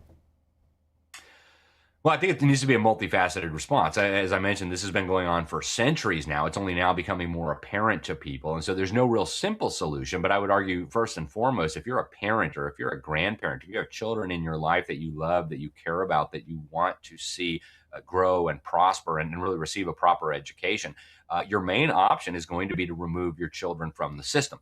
It's interesting because these democratic socialists, as they call themselves, we're talking about this. The more we push the Marxism, the more parents are going to want to flee the system. And so we need to start blocking the exits. We need to make sure there are no choices other than going to government school. So just pulling your children out is not going to be a solution for saving civilization, for saving the country, for saving liberty. But in the short term, everybody who has children can deal with this. In the long term, I think we need to start thinking about these institutions like burning buildings. And you don't just rescue your own children from a burning building. You sound the alarm and you let the town know. So whereas these socialists are going to school boards, they're trying to get themselves elected to school boards, it would make sense for conservatives, for those who value freedom, to do the same. Years ago, the Democratic Socialists of America called on their members to become teachers. So we need decent, reasonable, honorable people to do the same so that they can play a role in shaping the minds of the next generation. Okay, so if parents are fleeing, what are the alternatives to public schools? What about charter schools, private schools, or even homeschooling? Yeah, we live in a very interesting time. There are more options today for education than there have been in 100 years. My wife and I, we homeschool our 6 children. We use a wonderful program called Classical Conversations. I serve on the board of a classical Christian online school called Freedom Project Academy. There are good schools in almost any community in this country, but I would encourage people to do their due diligence. So there are great private schools. There are wonderful homeschool programs. There are wonderful hybrid models. A lot of churches now are starting co-ops and things like this. There are micro schools popping up all over the place. So there has been an explosion in the number of options. A lot of them are really, really good. But as these democratic socialists themselves explain, we have to start targeting the private schools too. We have to start targeting the parents who are leaving. So just removing your children from the system is not going to be a guarantee of a good education. You've got to do your research first. But I would encourage people, spend some time on the options. There are a lot of good ones, and do the best thing for your children in line with your values. So, Alex, you said earlier the DSA is leveraging the relationship with Mayor Zoran Mamdani. Do you think his becoming mayor as a democratic socialist had an impact, had an influence, had an effect on what we saw in this report? 100%. And you look all across the world, the people who end up in office, one of the first things they do is they repay the people who helped them get into office. Who helped Zoran Mamdani get into office? Well, one of the key members of that coalition was the Democratic Socialists of America. Their members, their activists, their union members, etc. And so this is really a quid pro quo kind of situation. But I do believe that Zoran Mamdani is like-minded ideologically. If you listen to him talk, he speaks about the warmth of collectivism, right? I would encourage him to spend a little time in Cuba or North Korea or one of the societies that has embraced this warm collectivism. Contrast that with, the allegedly cold individualism. So I believe Zoran Mamdani really is ideologically in line with these people. But because they played such a major role in helping him get into office, he owes them, as they themselves understand. And so that's a very, very major threat, not just for the people in New York. He's just the tip of the iceberg. These same situations are developing in Seattle, in Los Angeles, in San Francisco, in Denver, all across the country. So people need to pay attention. This is not just New York City. And I'm also wondering if there's a right way to talk to students about socialism, because kids sooner or later, they're going to be exposed to this word socialism and the concepts of socialism. They're going to encounter it whether we like it or not. So maybe we should teach them, for example, the historical record of socialism and how it has consistently failed and the suffering it has caused to people living under those systems. Yeah, that's absolutely essential. I mean, any honest, real education would include a historical explanation of what has happened when these ideas are put into practice. Here in my home state of Florida, we have a law that mandates the teaching of the history of communism in the public school system. I think that's a very encouraging step. I'm amazed that you would even need to pass a law about that. How can you have an education on history without explaining that? But that is clearly a major part of what a real education is. And another thing, I taught economics. I taught advanced economics for 12 years to some of the brightest students in this country. And once students understand even the basics of economics, supply and demand, and how markets work and where prices come from, they're essentially inoculated forever against communism, against socialism, because they defy the basic laws of human nature, the basic laws of economics. And of course, all you have to do is look around the world. I have many times offered people a free one-way ticket to Cuba or North Korea or the communist utopia of their choice. And once they start thinking about that, they very quickly realize that we have something special here. We don't want to fritter it away. And speaking of having something special here, Alex, just one last question. I'm confused about something about these democratic socialists or those people promoting socialism outright. They can go to another country. Socialism exists in this world right now. Why go through the effort of changing America? Because if you think about it, socialism is all about wanting things for free, wanting things to be easy. So why go through the trouble? Just go to another country. Yeah, you would think that'd be the obvious answer, right? There's plenty of socialist utopias in the world where people are starving and imprisoned for their political beliefs. The way they argue is they didn't do it right? But we are going to do it right. We're going to do it correctly this time. Unfortunately, we've heard that over and over and over again. There is no right way to do institutionalized slavery. There's just not. Human freedom is the path to prosperity. It's the path to liberty. It's the path to security. It's the path to all of those blessings that we've enjoyed in the United States for over 250 years now, and long before our nation was even established as a country. So I would really urge people who are stuck in this idea of socialism as utopia, socialism as equality, to just spend some time. I spent almost my whole childhood in the third world. I've spent most of my life outside the United States, in Africa, Latin America, Europe. You can see for yourself what happens. You can look at the graph where you plot average income or income per capita against economic freedom. What you'll find is the wealthiest, freest, most prosperous, and ironically most equal societies are those with the most economic freedom. So this really is a critical battle, and we've got to reach the young people before we end up like those communist and socialist utopias that we talked about. Well, all right, Alex, it's always enjoyable to speak with you. Thank you so much for your time today. Thanks for having me. The Pentagon is expanding its blacklist of Chinese universities, cutting off research funding for concerns that's supporting China's military. NTD's Washington correspondent Jack Bradley reports. The Pentagon is taking further action to stop U.S. taxpayer funding from going to China's military. It blacklisted more than 90 additional Chinese universities and research institutions, blocking them from receiving War Department research funding. This list includes some of China's most prestigious civilian universities, and before, the Pentagon had previously added dozens of other institutions with very apparent close ties to China's military. U.S. officials say that they are engaging in problematic activities. Emil Michael, Undersecretary of War for Research and Engineering, said this latest move is protecting taxpayer-funded research and preserving the integrity of the American scientific enterprise. The House Select Committee on the CCP found in a September report that the Pentagon funded $2.5 billion in research projects that collaborated with Chinese institutions that support their military. In response, the War Department has since been taking a series of actions to cut ties with Chinese entities due to China's military-civil fusion and 2017 national security law that requires all Chinese entities to turn over any information to authorities upon request. Every Chinese citizen, even a dual citizen in this country, is required to spy on our country. And they do. Last month, the Pentagon labeled some of China's biggest companies that operate in the U.S. as linked to China's military, including online retailer Alibaba and car manufacturer BYD. Almost immediately after that designation, multiple U.S. lobbyists cut ties with these companies in order to preserve their business relationships with the U.S. military contractors. Also last month, the National Science Foundation banned its funding from going to any entity on any restricted U.S. government federal agency list.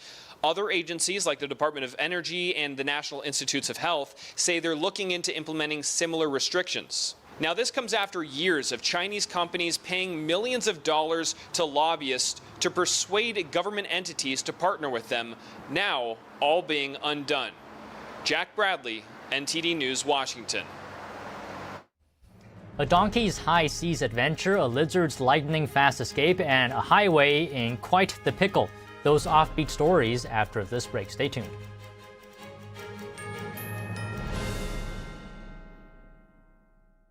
Introducing the Quest-Wise Soothing Herbal Eye Patches.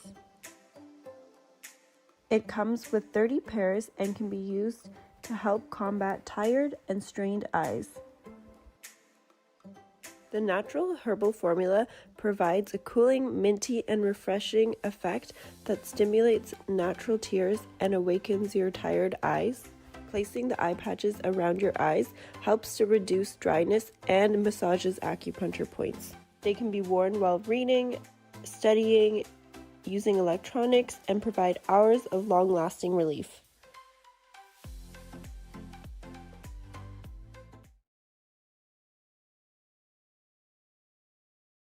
When it comes to disasters and emergencies, it's not a matter of if, but when. I'm relying on luck, but who knows if it'll be on my side. Let's prepare so we all have a better story to tell. Take control at ready.gov/olderadults. I'm Amy Grant, and I want to talk to you from my heart about the heart. I would have been the last person on the list to say this woman has a problem with her heart. So no, there was nothing about my life that said, you have a ticking time bomb in your chest. But I did. I wound up in the office of a cardiologist because I was there with my husband. And at the tail end of that, the cardiologist looked at me and said, I want to see you. No one was more surprised than I was to learn I was living with a rare heart condition. He said, Amy, this condition, you'll be fine, and then catastrophic. A few months later, I had open heart surgery that saved my life. And I owe it to the research and life-saving medical breakthroughs developed by the American Heart Association. That's why I'm asking you to join me and become a monthly donor to the American Heart Association. Please call now or go to helpheart.org. For only $19 a month, just 63 cents a day, you can help fund the next medical breakthrough, get the next person trained in CPR, and get the next hospital certified in high-quality cardiovascular care. If this could happen to me, it could happen to anybody. Heart disease is America's #1 killer, but your support can save your life or the life of someone you love. Give $19 a month with your credit card and we'll send you this special t-shirt you can wear to show you're part of a community of monthly donors working to help save more lives like mine. I'm grateful for the American Heart Association. Their research gave me more time to do the things I love with the people I love. So listen to your heart. I'm here today because I did. Please call the number on your screen or go to helpheart.org now to become a monthly donor and help save even more lives. Thank you.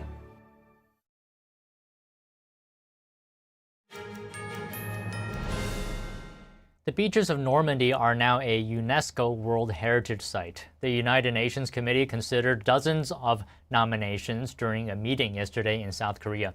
The UNESCO status comes more than 80 years after U.S. and Allied forces landed on the beach to fight Nazi Germany.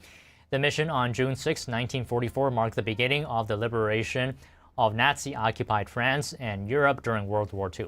More than 150,000 Allied troops took part in the amphibious landing onto beaches codenamed Utah, Omaha, Gold, Juno, and Sword, or parachuted behind German lines. Nazi Germany agreed to unconditional surrender less than a year after in early May 1945. A crew aboard a ferry created a fairy tale odyssey, that's ferry with F-E-R-Y, for a passenger's lost stuffed animal before located owner via social media, and hosting a warm reunion on the high seas. Here's what happened. Everyone knows about the Odyssey featuring a horse on the high seas, but not everyone knows about the one featuring a donkey. A ferry company in British Columbia took a tiny stuffed animal on a silly seafaring adventure after it was left behind by a pint-sized passenger. The company, BC Ferries, took to social media to report the lost stuffy, which they nicknamed Churro the Burro, assuring its owner that it was being well looked after, taking in the sights, schmoozing with fellow fluffy friends, and even enjoying some light reading. But it wasn't all high seas hee-haws and hijinks, though. Churro also put in work in the engine room and on the bridge, helping keep watch with the crew. Eventually, the Burro's 5-year-old owner was located thanks to social media word of mouth, and after a warm reunion, BC Ferries gave Churro's family the very same royal treatment the dinky donkey got. This next one wasn't an odyssey, it was just plain odd. FedEx workers in Tennessee who were curious about a customer's package got more than they bargained for when the man opened a cold shipping container he thought contained a still sleeping new pet iguana, but instead got a lightning-fast leaping lizard. The iguana sprang loose, scaring the bejesus out of the employees, but it was eventually cornered, wrangled, and bagged back up to head to its new home. Finally, this last one was quite the pickle, literally, after a truck crash covered an Ohio roadway in thousands of pickles. The road had to be temporarily closed, but no one was injured, and the Ohio Department of Transportation shared the video on social media where commenters posted pickly plays on words that were kooky, but kosher. That lizard story was kind of crazy, but also I lost a stuffed animal as well on a ferry, but in my day, social media wasn't as prevalent, so the stuffed toy remains lost. But thank you for watching NTD Newsroom. I'm Don Ma. We'll be back after this break. And remember to watch NTD Evening News at 6 p.m. Eastern, 3 p.m. Pacific.